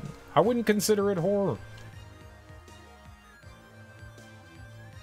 No, they're just different genres, Teak. They're different genres. It's like comparing, you know, a rom-com like 3 to Tango with, say, you know, Schindler's List. They're not the same thing, man. They're not the same thing. It's apples and oranges, my man. It's apples and oranges. The newest Scream is just Scream again. That would, the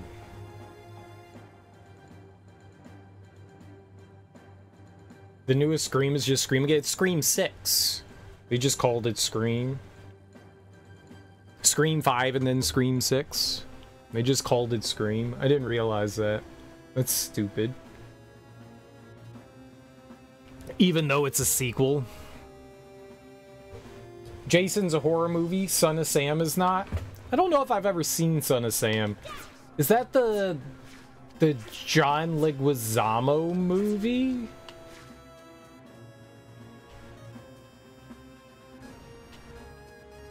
Summer of Sam?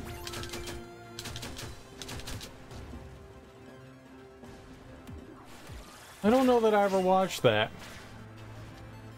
I mean, it is Son of Sam. That's not the name of the movie, but I mean, it is Son of Sam. It was decent. I'll have to check it out. I'll have to check it out. What is the purpose of this?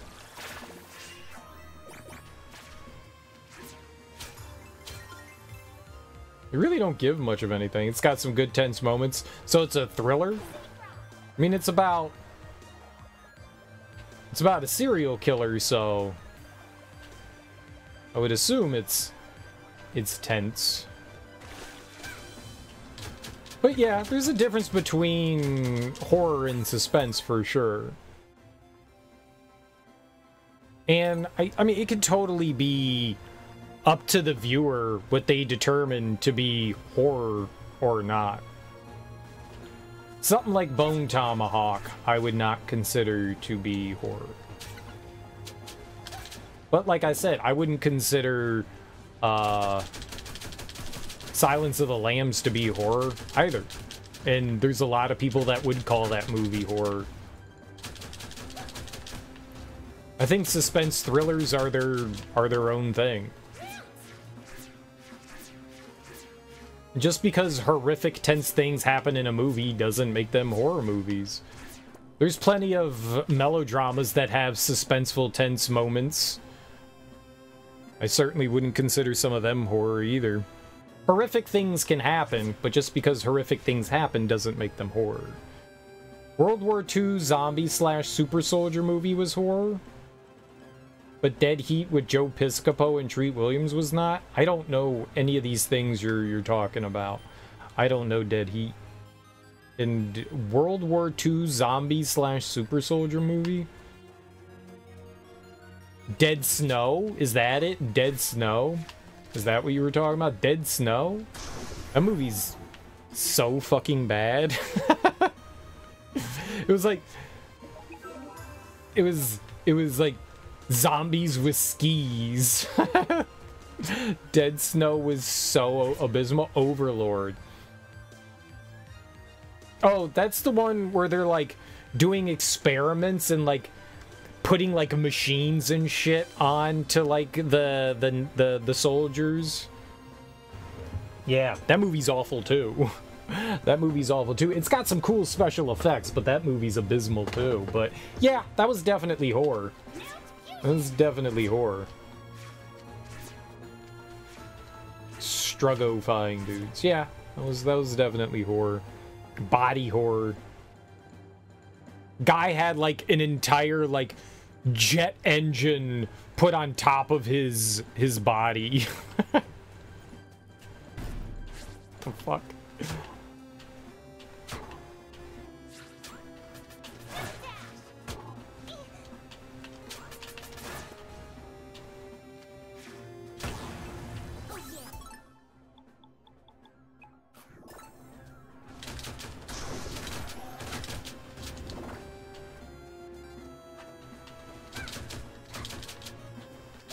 Had some cool concepts in it. I did not enjoy that movie.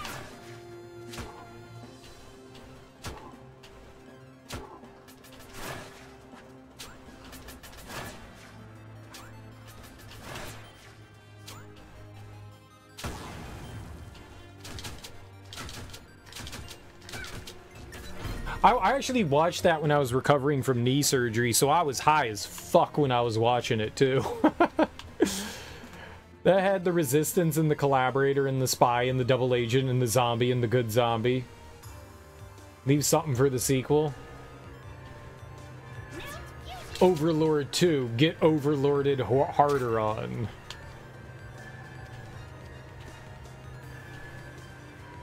You didn't hate it as a popcorn movie? I have zero desire to watch that movie ever again. It's not the worst thing I've seen. What was the one where there were Nazis on the moon?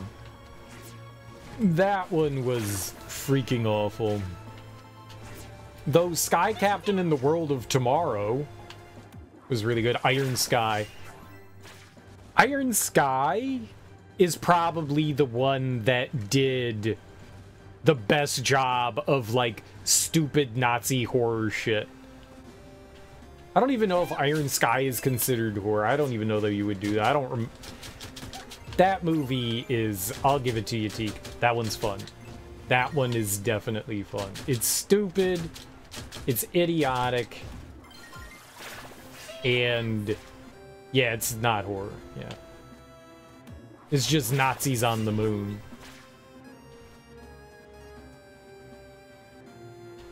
You want to see another Phantasm? Didn't they make a new one? I feel like they made one like 2 or 3 years ago. Am I wrong?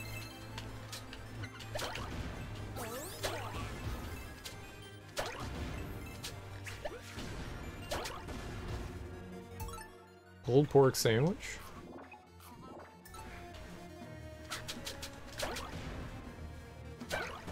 Did they not make one a couple years ago? I felt like they were in the process of rebooting it, or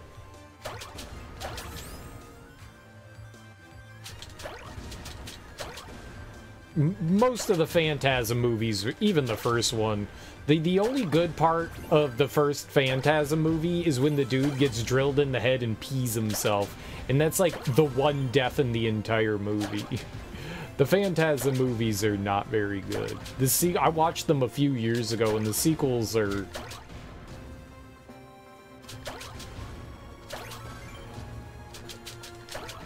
They're not great. They're not great. They're definitely budget horror for sure. Cool kid in his Camaro, and they're getting attacked by giant floating balls. The end when President Palin and the rest of the world leaders race into space to mine the moon. Yeah. Yeah. Iron Sky is fun.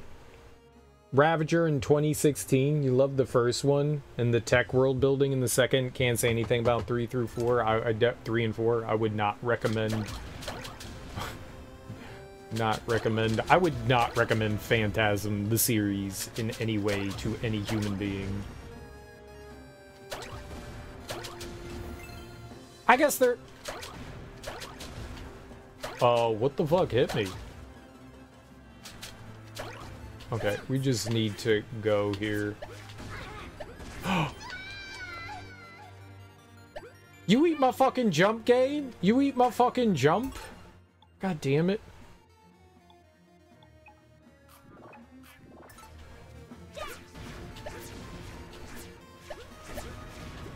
You eat my goddamn jump?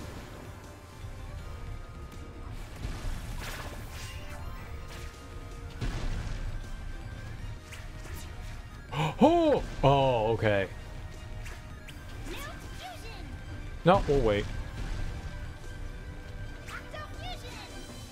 Just like the first 2 Hellraiser movies, you could say something about the third, but you will not. I think I've only seen 1, 2, and 3. Oh, and the newest one, which was pretty fucking awesome. I love the newest one.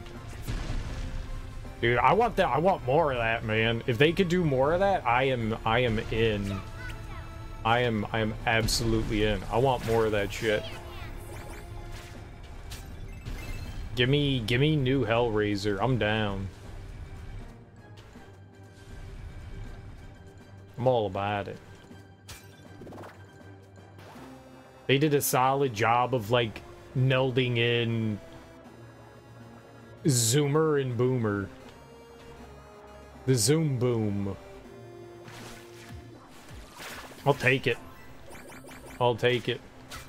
I mean, that's what they did with the new Scream movies, too. The new Scream movies does a great job of melding Zoomer and Boomer. They do a good job. They're a lot of fun. You like the first 2, and then there's like 4 or 5 is the history of Pinhead as a human. Yeah, I heard that they go like really, really, really, really downhill after the first couple of them. I liked 1. 2 was a huge step down from 1, but okay. And 3 was... 3 was a made-for-TV movie.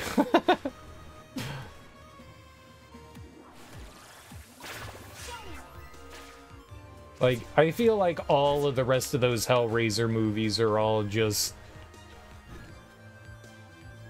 like, direct to DVD. Y'all got y'all DVDs ready?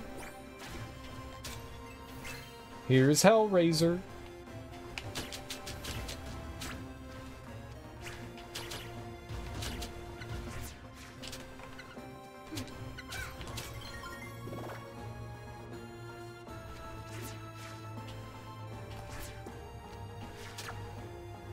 Sweet. 3 was slapstick? Yeah. I don't know if that's what you're looking for as a Hellraiser fan. Is, yeah, a comedy. You like the world building in 2. 2 is interesting. Like, they actually get to show off, like, whatever the hell dimension is. Like, the demon's world. Yeah, I guess that's cool.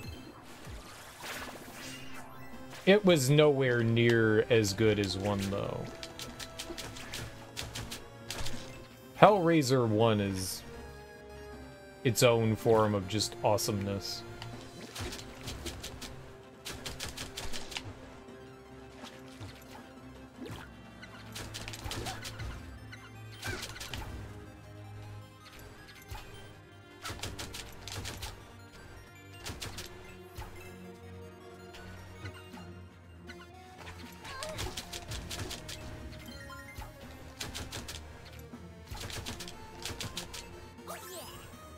We'll take some salmon. Where were they where are the mer people coming from? Where are they coming from?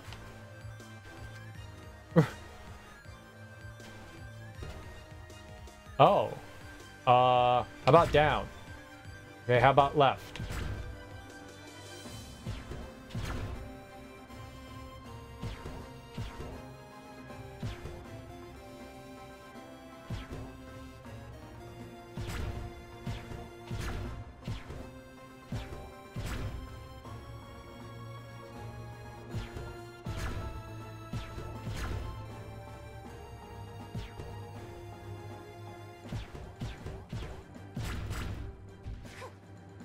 Okay.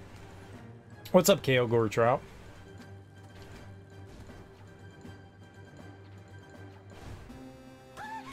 Oh.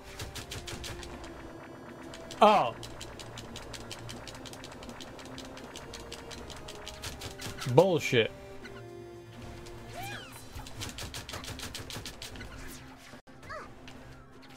I'm getting hit in the booty. Milk dash.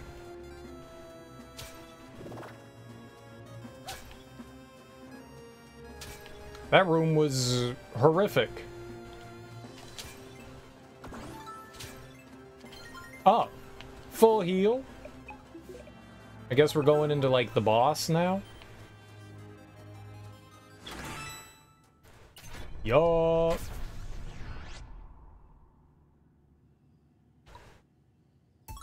Sure.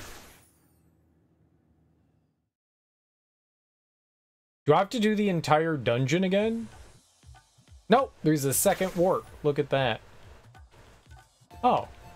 So then you could just come back and, like, restock on all the things that you lost?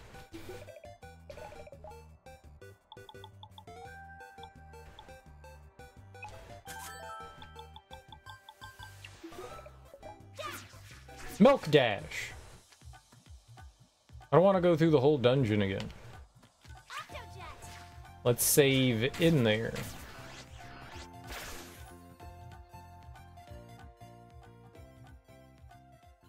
Okay.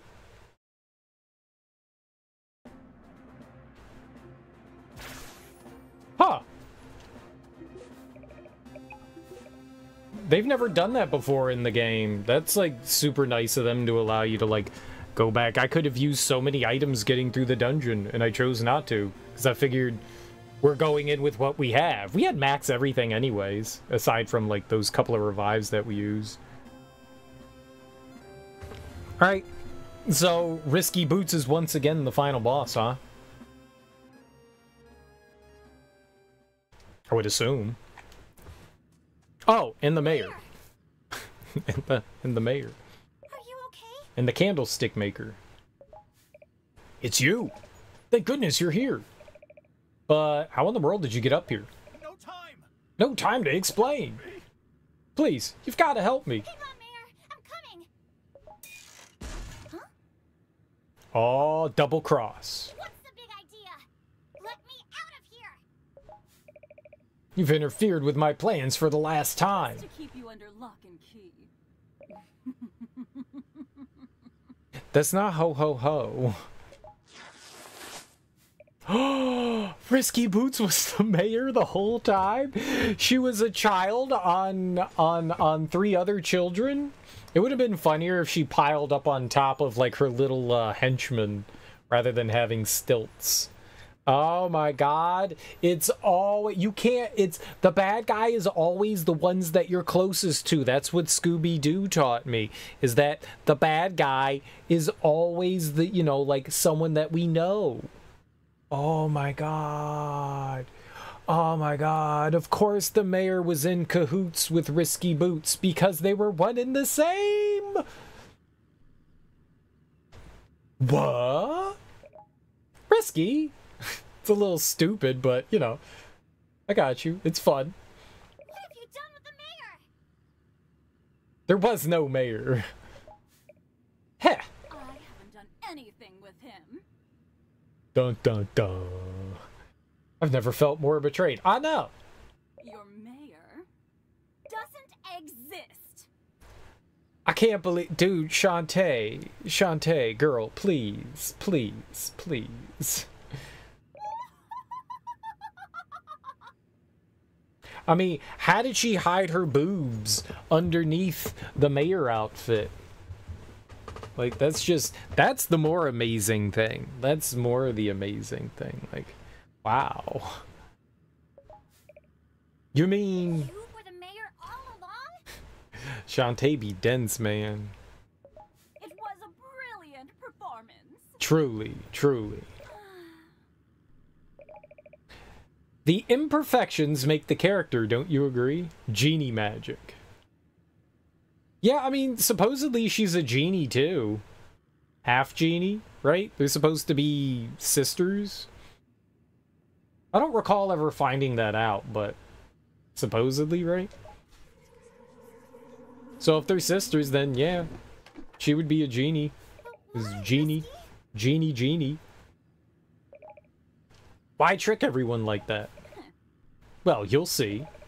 Years ago, I discovered this island in the ship buried deep underground. It was magnificent. A vessel fit for a queen. I simply had to have it. While I was exploring the ship, something unusual happened. From deep within the darkness, I heard the voice of the Empress. You're talking about the Seventh Siren? Yes, the leader of the Sirens. She told me that long ago, she and her Siren underlings had come to take control of this island. The Sirens fed on the villagers, draining their life force and leaving only empty husks behind. Disgusting. But this island had a guardian genie. And this genie would not stand by and watch her people be devoured. The Empress and the genie battled, and in the end, the genie allowed herself to be consumed by the Empress.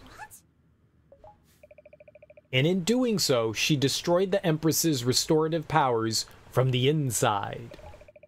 The Empress discovered that she could no longer feast on mortals, only on the life force of genies. And with no more genie life force to sustain her, the Empress starved and was no more. All that remained of her once great power was a whisper in the darkness.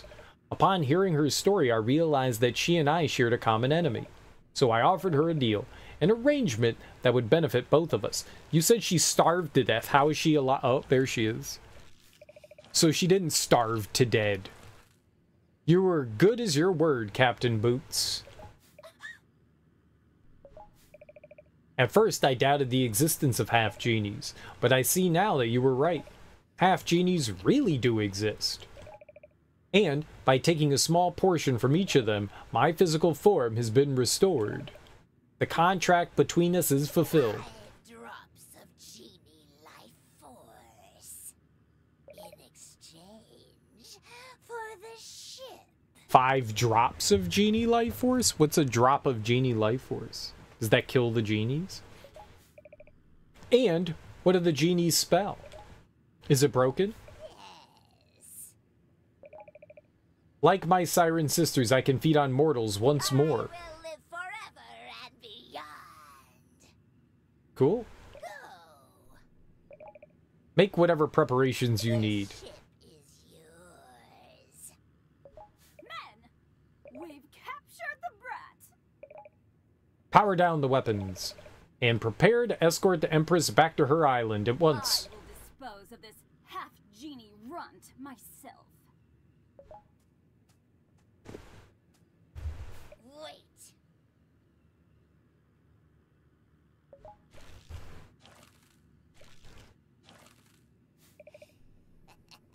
I have an even better idea. This body lives, true, but it is old and weak. What would you say to a new bargain? Your strength in exchange for my immortality. Treachery! Rawr.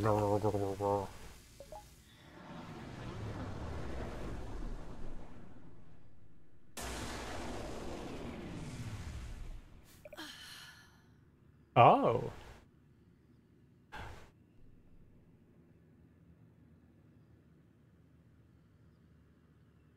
Now this is more like it. What have you done to Risky? I thought you hated her because she just captured you. I have absorbed her life force and added it to my own. Well, what do you think? Risky. Hear me, my soldiers. Turn the ship around. That's a lot of soldiers.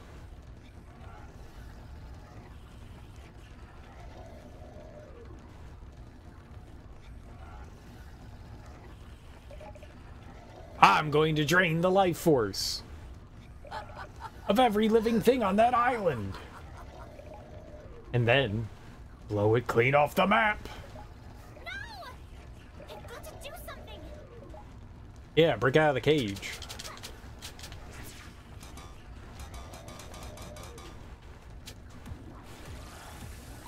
See your hands. I danced my way out of the cage. Is there anything dance can't solve? So much life force going around? Coming around. How did you... Give Risky back. Never! It's time to take this body for a test drive. Prepare yourself.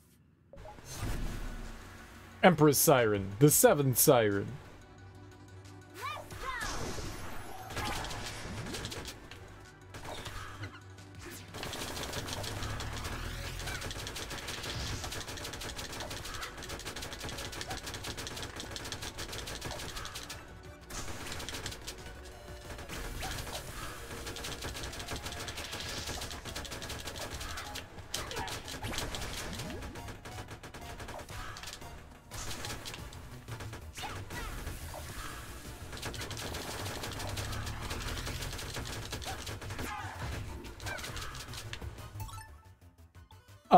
Let's get some magic back.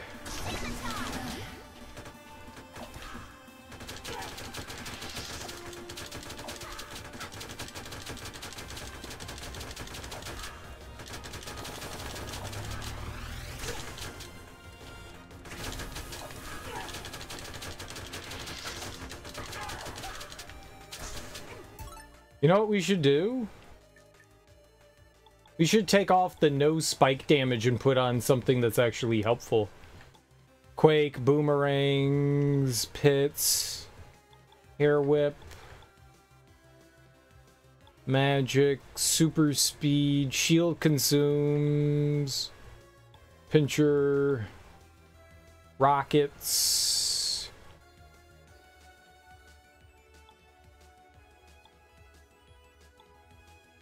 Rockets. Anything for the scimitar?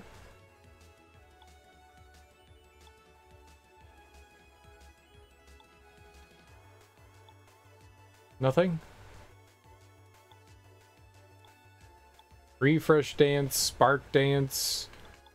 I thought that there was. Super ball, frog speed, rockets. No? Nothing?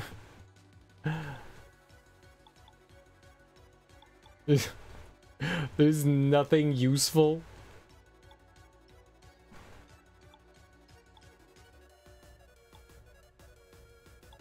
I don't think that there's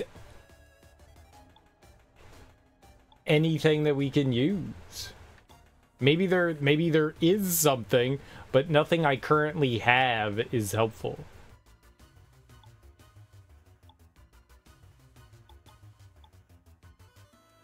See, that would be good, but I would need 3 more muckmen.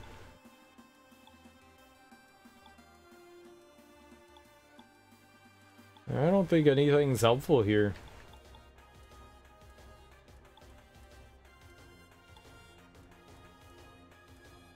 Pike ball. Oh, there we go. That's what we're using. Okay, yeah, that'll work. Oops. Dude, that is more. That's like twice the amount.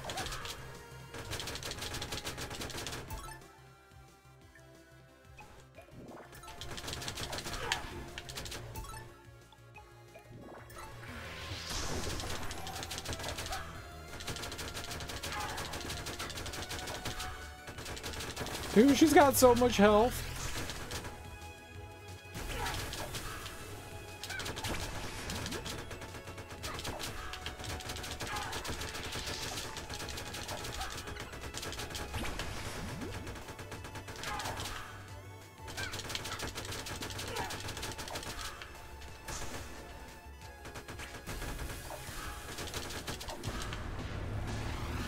Easy baby. When you have infinite healing.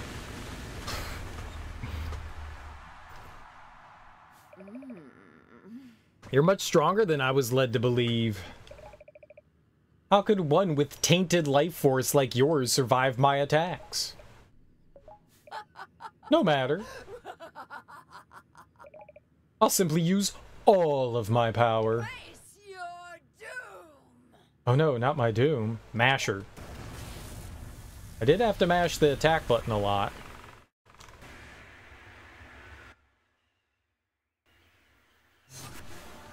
Ultra Empress Siren, Queen of the Sirens. She's huge!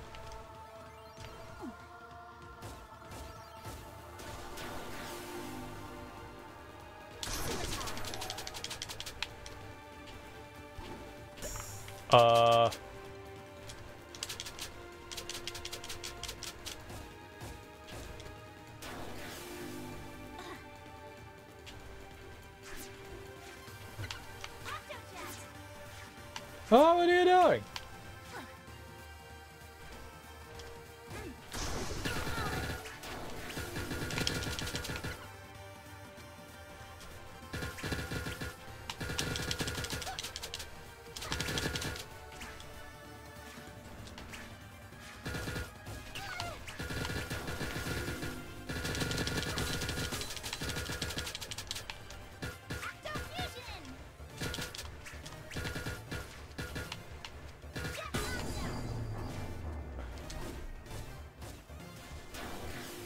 Okay.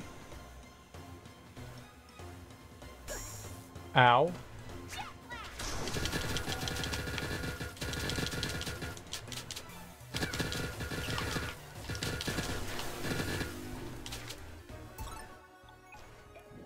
This is like the best.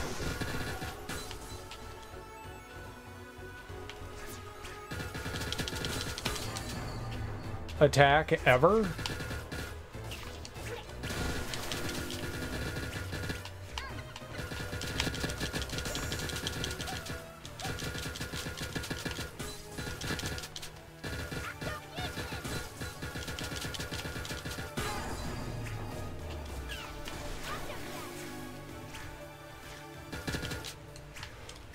Oh, okay.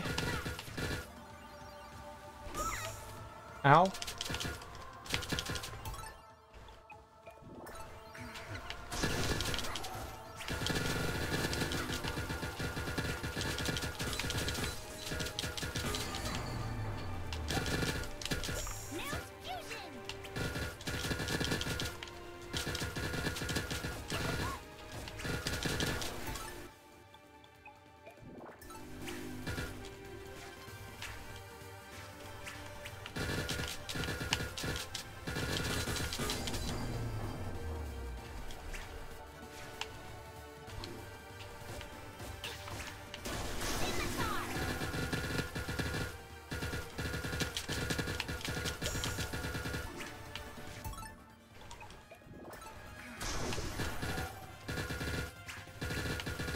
This would be really rough without this.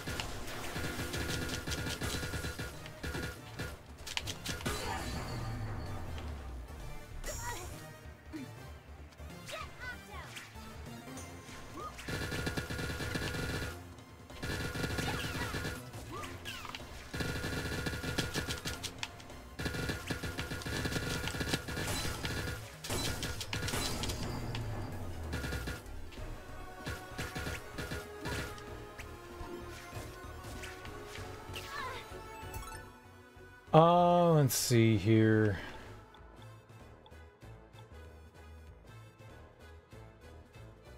No, I guess we'll leave it the way it is.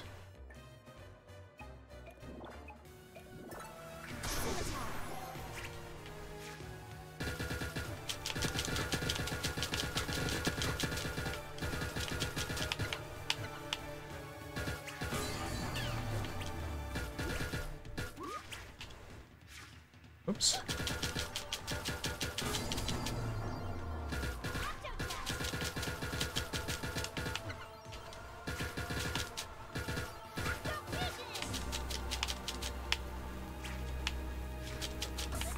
Oh, okay.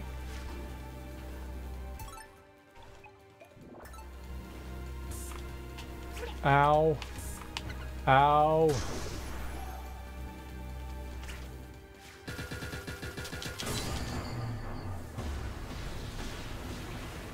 Dude, that did all the work. The magic did all the work.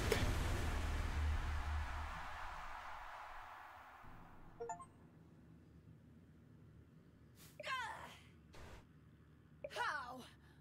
Easily, I used magic. Did you not see my cool orb of spinning blades?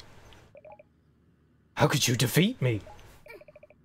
Risky Boots had you fooled from the beginning. That's our cue. Uh-oh. She looks like bad news. Everyone, listen. The Empress Siren has been feeding on your life force. What? We can stop her. But first... Time to take your magic back.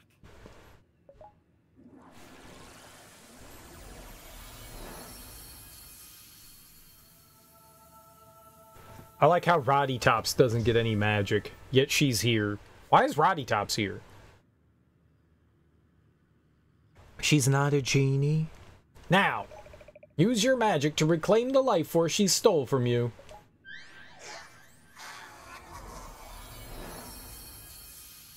Oh. What?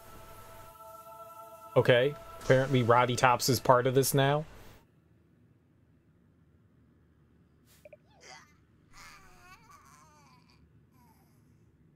Great noises.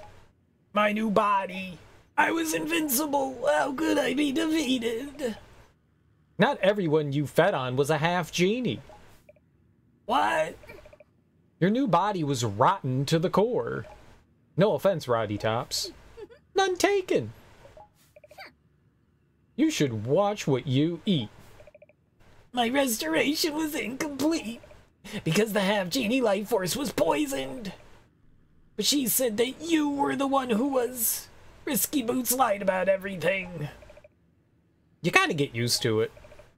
Life everlasting was mine. Bye. I won. Easily. Easily. Uh-oh. This doesn't sound good. The ship took too much damage. It's going down. Get Roddy Tops out of here. Hurry. What will you do? The Empress drained Risky's life force. With the Empress destroyed, maybe she... There's no time for this. Risky Boots could not have survived. We don't know that for sure. There's even a chance that she's alive. I have to find her. You're determined to stay? I understand. Go. I will see to the others. Good luck. I want to go find Risky Boots. Where's Shantae? Do you think she's... Down here! That sounds like...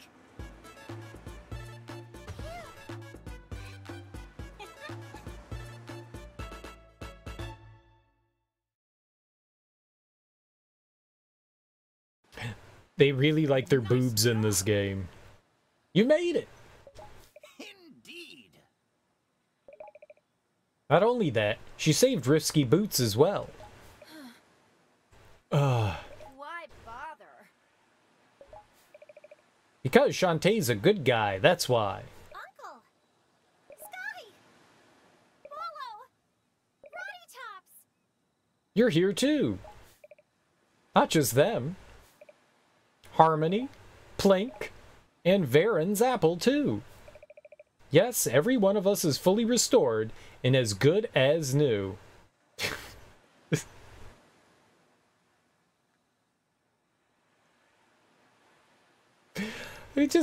Just the way she's standing, man. Yeah, man, back up. Back up. Personal space. Not at all. Risky. I found her like this. But I can't tell if she's... Get your filthy hands off me! Risky! No one's touching you. You wish. You're alive! Of course I am. And all of you better back off right now. Simmer down, sister. Yeah! Shantae just saved your life. Even after you tried to blow all of us up.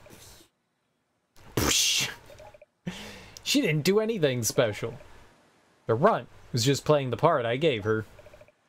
What's that supposed to mean? I created the Half Genie Festival to lure you all here, so that the Empress could feed on these 5 fools. In exchange, I'd get my hands on that airship. I'd convinced Her Highness that your life force was contaminated and not worth taking. Not a difficult task given your performance on stage. Risky, you cared about me? Don't flatter yourself. You were just the ace up my sleeve. I kept you nearby in case the Empress tried to pull a fast one. But, like a childish oaf, you kept getting in my way. I had to keep these 5 mongrels caged long enough to drain 1 drop each. And that includes the undead bag of bones you call a friend. 5 actual drops of Half Genie life force, and she really would have become invincible. Hey, that makes me a hero. I figured once I had the ship, I'd blast the Empress and whatever's left of those sirens into quivering puddles of jelly. All this so you could get yourself a ship? And why not? I'm the queen of the 7 seas. I deserve the very best. You got rid of those sirens. I got a new airship.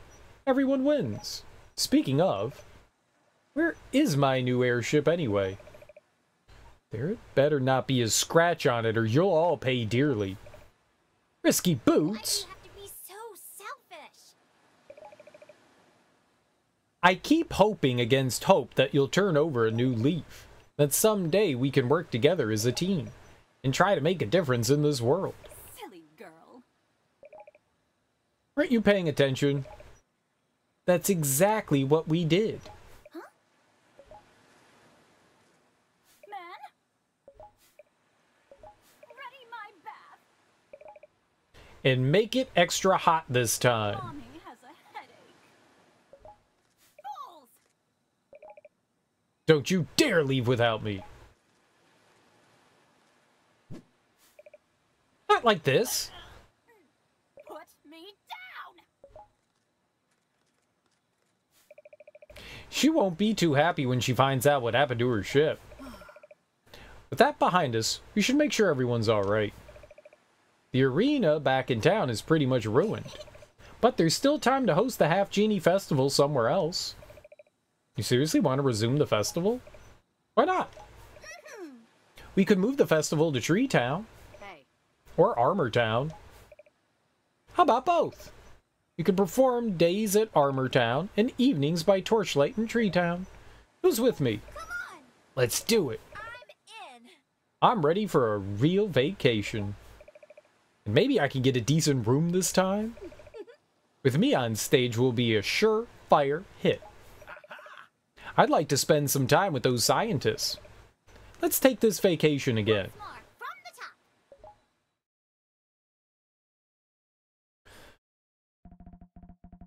The day was saved.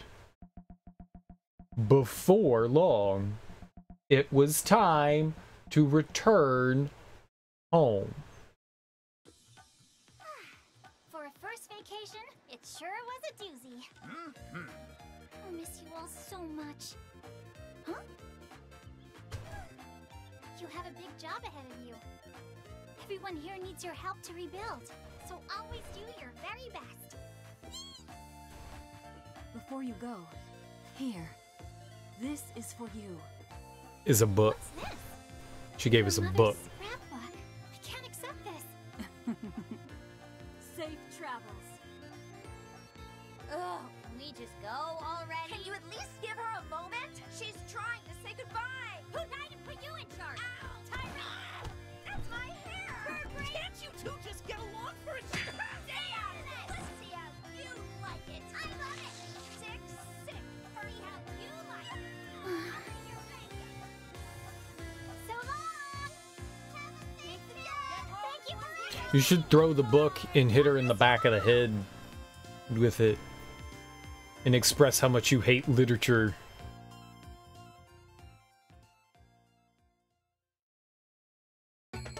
Maybe the real difference in the world were the friends we made along the way? Probably. Torches in Tree Town, what could go wrong? Especially at night. This is really loud. It seems really, really loud in my headphones. I don't know if it's really loud for you guys, but it's really loud for me. Holy crap. Why is that so loud? I can turn it down for you guys a little bit. That was super duper loud. Maybe that's better for you all.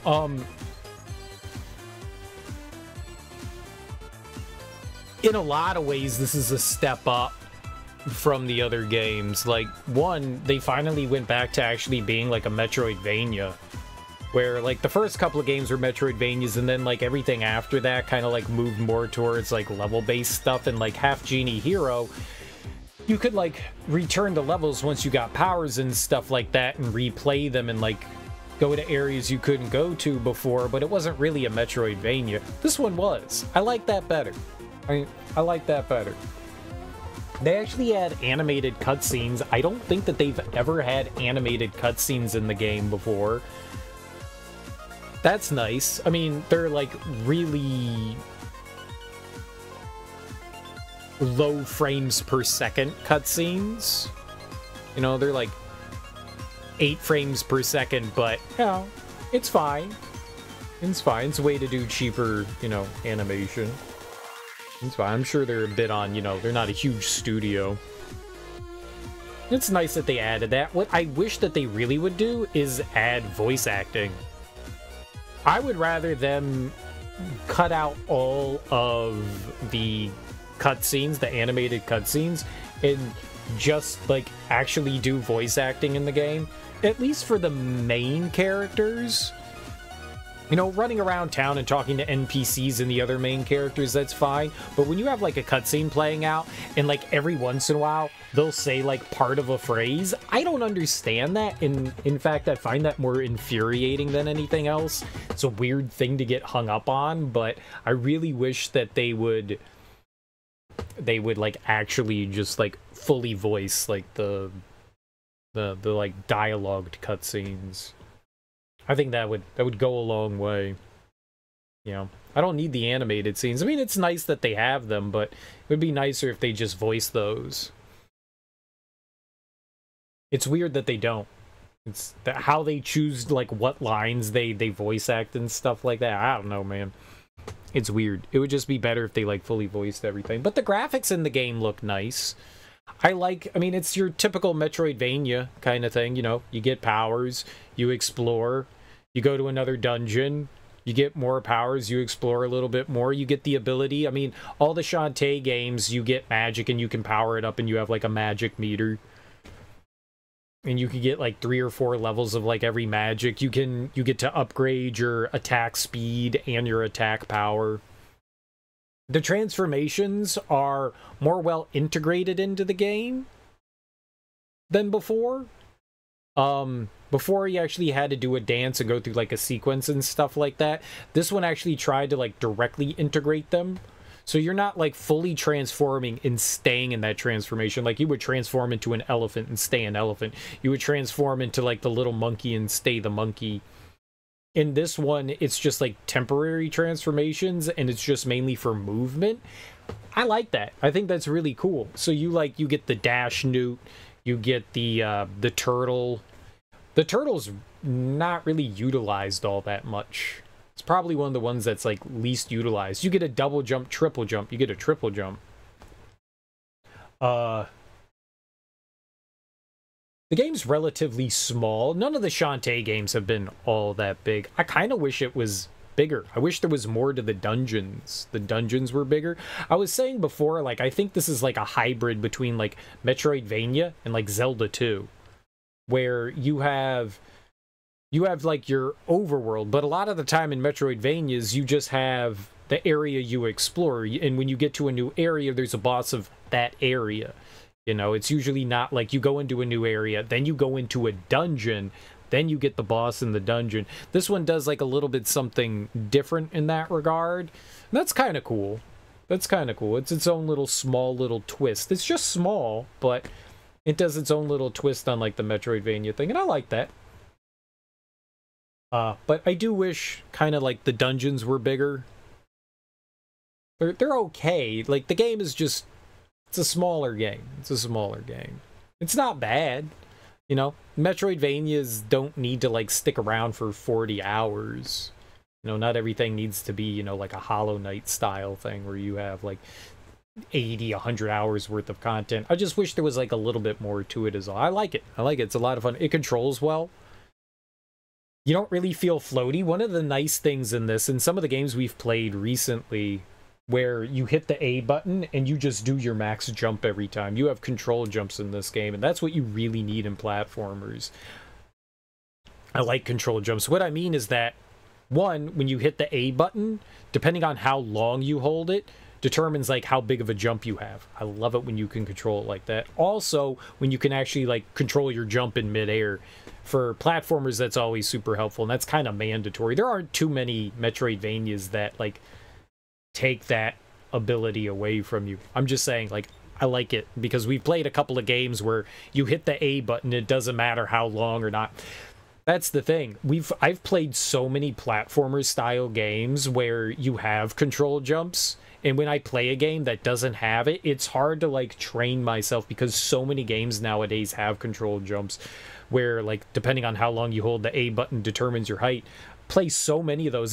It's kind of in most games now. So when there are games that like when we were playing through Majo, whatever that was, they didn't really have that in there. And in Darksiders 3, Darksiders 3, you didn't really control your jump in that way. You were always going to max height. And so it took a while. It was like messing me up in some things. Because I would like hold the A button to do it, to do a jump, and then like it would mess with stuff. Like you had the ability to glide in that game, and I would jump holding the A button, and then you would start gliding, and then I would go to hit the A button again to glide, and it was just like, I'm not gliding. Why am I like, oh right, yeah, because I'm an idiot and I'm holding the A button to get a higher jump. Yeah, it's just one of those things where it's just I'm just used to games playing like that, and so games like this do that. I appreciate that. Depending on how long you held down the right trigger would determine how far of a dash you would do with the newt as well, which was really cool. So you could just slightly tap the right trigger, and you would just go bloop and stop. That was really cool. I like that.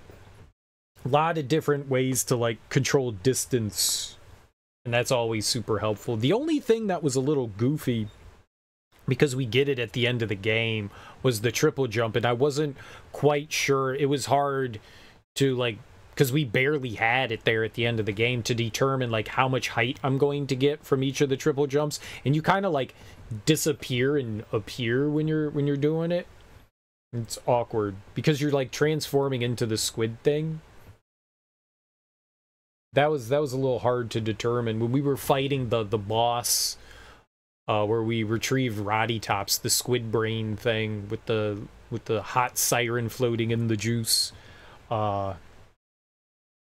they had 3, I don't know, switches on either side of the boss, and you had to hit them in like a specific order to activate its weak point. And the ones at the top, the first 2 I could hit by just jumping, and the one at the top I couldn't hit by jumping, so you had to get on moving platforms. And I was constantly finding myself like missing my shots, like my hair whips, because I was having trouble judging the height that we were getting with the triple jump. That's just because you get it so late, and I didn't have time to like screw around with it. It was just a little awkward. But overall, it's fun. You know, the game is super colorful. I like how each screen tells you there's something on the screen that you can do a dance for. So it would show you the corresponding dance at the top of the screen when you go onto the screen, and then you just needed to figure out where to use it. I do wish the map indicates a bunch of different things, but I wish it indicated when you cleared a room, kind of like Resident Evil, like the newer ones, where like on your map it'll be red when you go in there, and that'll indicate there's items in the room, and then it turns blue when you've cleared everything out. And I feel like the game does indicate some things, like when you go into like the little caves and you clear those out, it puts a little X on it. I wish the areas that you went into, even though there's just no indicator that you've like, there's nothing that indicates that you've cleared out an area there. Like you got items there, you found a squid there, you found a nugget there. There's nothing that indicates that in there. So to like find areas you haven't been to, you have to literally just go through the entire map again. And in games like Metroid, I bring it up a lot, they put a little dot on the screen that says that there's something there, and then the dot empties when you grab the thing from there. And that's always helpful. It says like, okay, you got a secret here. And I wish that they did that on the main overworld map. There's no reason not to. And it's just a small thing. You could have like a slightly different color to the tile, or like I said, put a dot there that indicates that you got something there. Just something that helps the player that know that they've collected the thing, because there are a bunch of things that you can grab. Whether there's statues, whether they're like the electric chests, whether it was like stuff buried in the ground, whether it was stuff that was just like floating in the air that's invisible that you have to reveal, whether it was a plant you had to restore. There were a bunch of small things that you can do in those, and I wish that there was just something that indicated like, hey, this screen has an item on it, you haven't done this. Because, I mean, while the map isn't massive by any means, it's always just nice when games indicate that, and they kind of went halfway. I wish they went, you know, the full way into indicating that, but that's just a small thing. That doesn't ruin the experience. It's just something I would like to see. It's just something I would like to see. They also don't give you the ability to mark stuff. And in Metroidvanias, even though, again, this isn't a big one, it's always nice to be able to be like, oh, I need to remember to come back to this room. And you can put like a little pin in something. Those are always nice things too. Like, oh, I can't access this yet. I'll remember this for later. And you know, put a little marker down. Those things are helpful, and maybe that's stuff they can put in, like, if they continue to make this franchise in further installments. What is this, like the 5th or 6th game in it? And they've got another one coming out next year, even though that's like a Game Boy Advance game. But overall, there was only one boss fight I really disliked, and I think it was like the 2nd or 3rd boss. It was the dungeon where you get the spinning turtle top, and that boss just wasn't good. They were trying to incorporate the new ability that you got, and it just felt kind of sloppy. So you fight, they called it a Tubeworm, and it does a whack-a-mole thing at first. Like phase 1 is a whack-a-mole, where they have like a bunch of different holes that the creature can stick its head out of. It's got multiple heads. It's like a Hydra. It'll pop its head out and shoot, you know, a ball at you.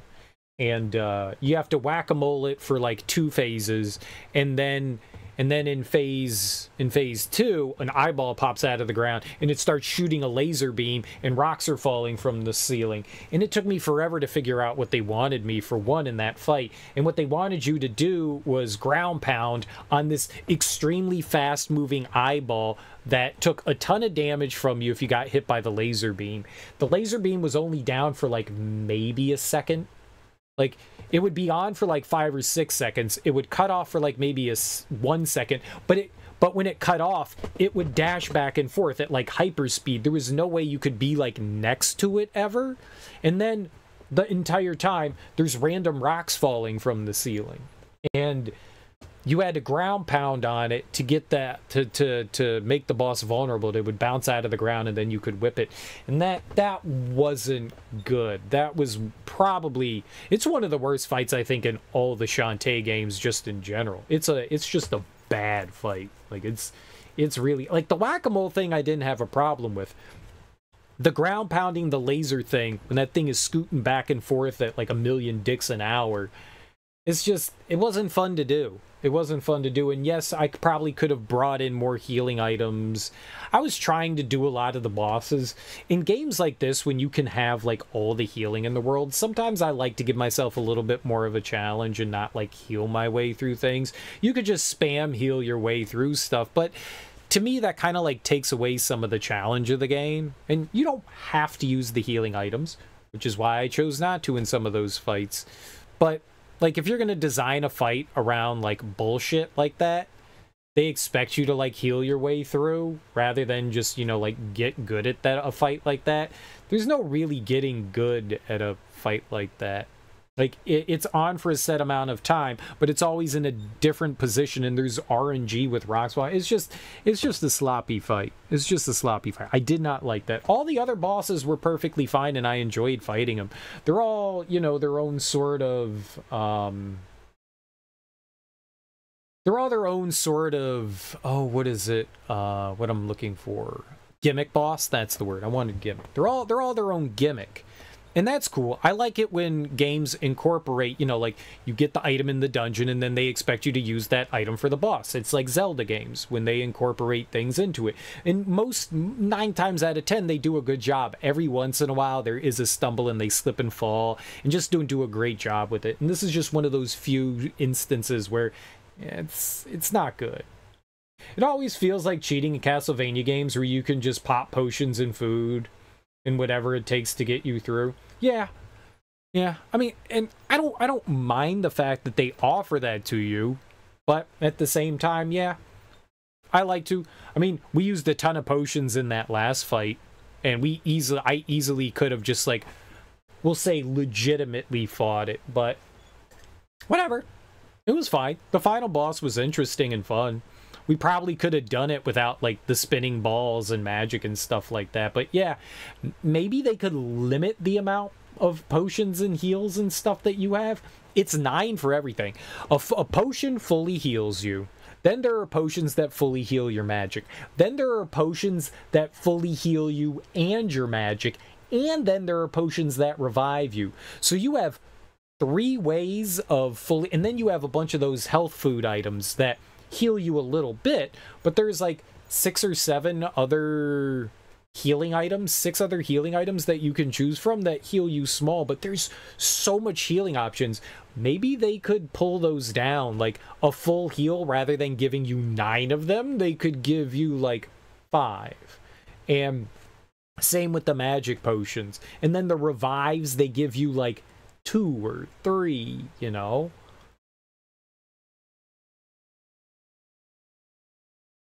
What is it? The Star Ocean games and the Tales of games actually do a really good job of it, where you can have like 10, you know? In the real high, like, healing items, you get like 5 of them. So anytime you go into like a big boss fight, you can't just spam healing. You're limited in how much you can do it. And granted, they cap it out at 9, but 9's a lot. So yeah, I kind of like limiting myself in that regard. You started Liza P, and it was a struggle bus. I've heard a lot of good things. I've been watching somebody play through Liza P, and it looks a lot of fun, man. Looks a lot of fun. But yeah, I like Shantae. I like it. I think it's fun. I think it's a lot of fun. It's they're quick, simple, cute games. Maybe they're, I guess, I don't want to call it fan service, but it kind of is, right? That's what you got, is a little bit of fan service. They definitely, like, all the women have big boobs. I mean, it's kind of the Shantae thing. I probably shouldn't complain about it. It's just like every single one of the character feels kind of like the same thing. Like, yep, here comes another booby genie. Got it. Here comes another booby genie. I don't know, man. They're all that. They're all that. Like, some of the bosses in the last game, half genie hero, they, like, supersized. There was, like, some Medusa boss that we fought, and oh my god, did they make her boobs big. But I guess that's kind of, like, the Shantae thing, is it's the boobs game. It's like, it'd be complaining about, like, the jiggle physics in Dead or Alive. It's the boob fighting game. This is the boob, you know, this is the boob, the boob metroidvania. They're fun games though, so I like playing them. They're enjoyable. I don't play them for the story or anything like that. I could care less about the lore, but they are fun for, you know, the gameplay. They are really fun. They're enjoyable. They're enjoyable. And we did 100%, I think.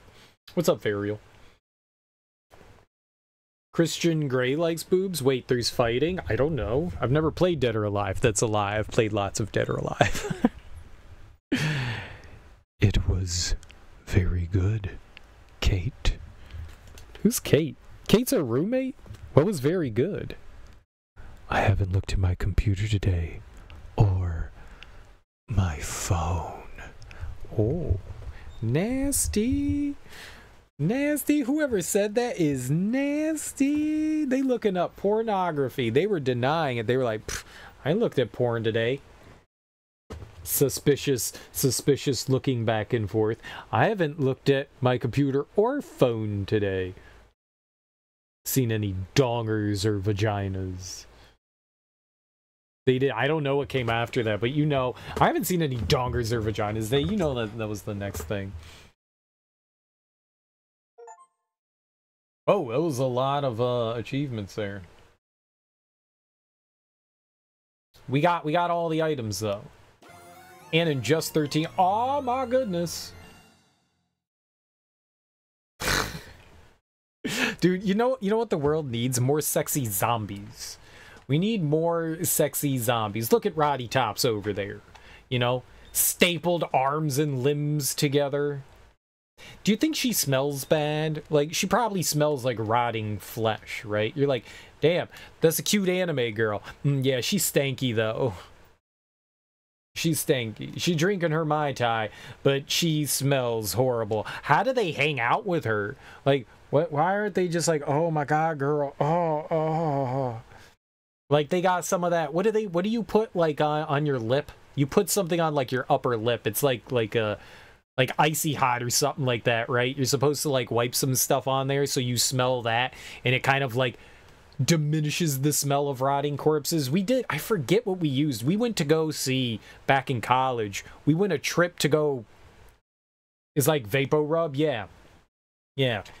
We went out on a trip to go see a decomposition field, and if you don't know what that is, it's basically they leave dead bodies donated to science to rot outside in a field, and they have like police officers and FBI and other, you know, federal agencies and stuff like that come and examine and see bodies in the environment so they can see the different levels of composition, how different environments affect bodies' decomposition and stuff. And we went and they gave us one of those things, and I mean, that shit doesn't help. It doesn't help. Death still smells like death.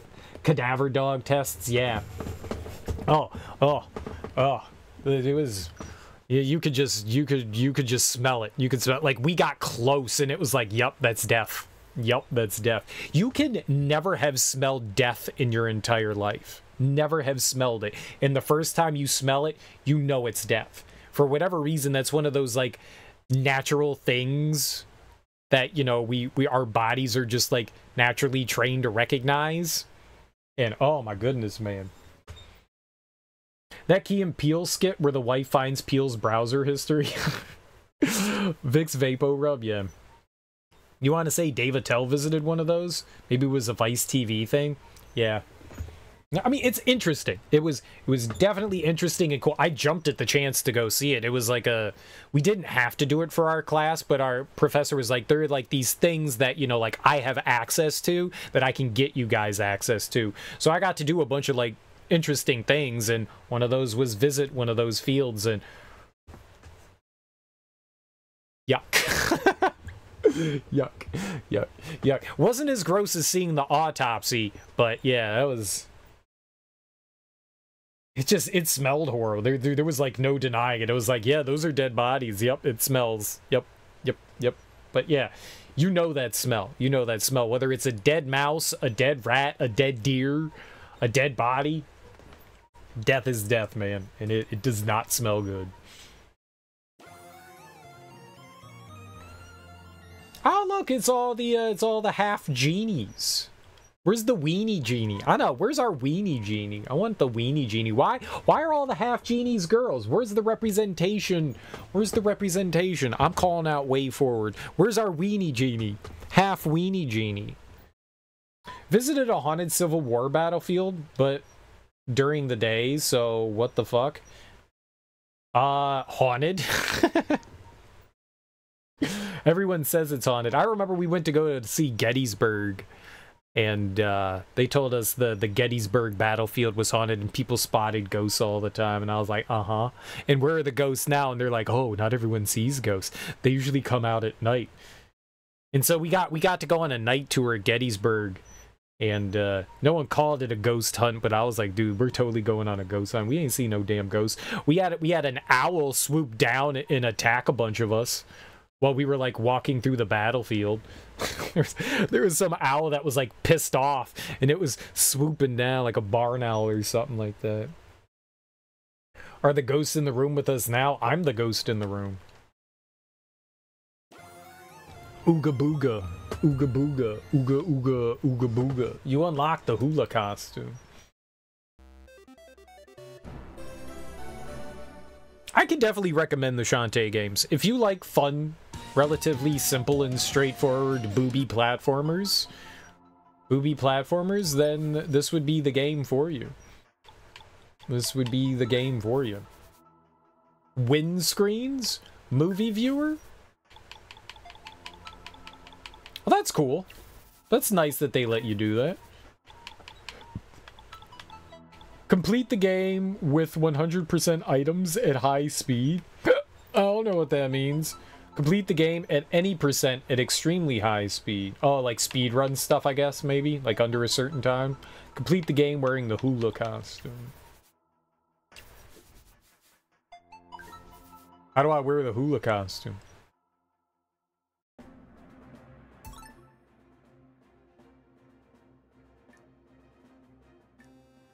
We didn't get all the cards though. We were missing 1, 2, 3, 4, 5, 6, 7. I don't even know what monsters we didn't kill. Like I thought I was getting them from everything. That one I think is a nugget purchase one.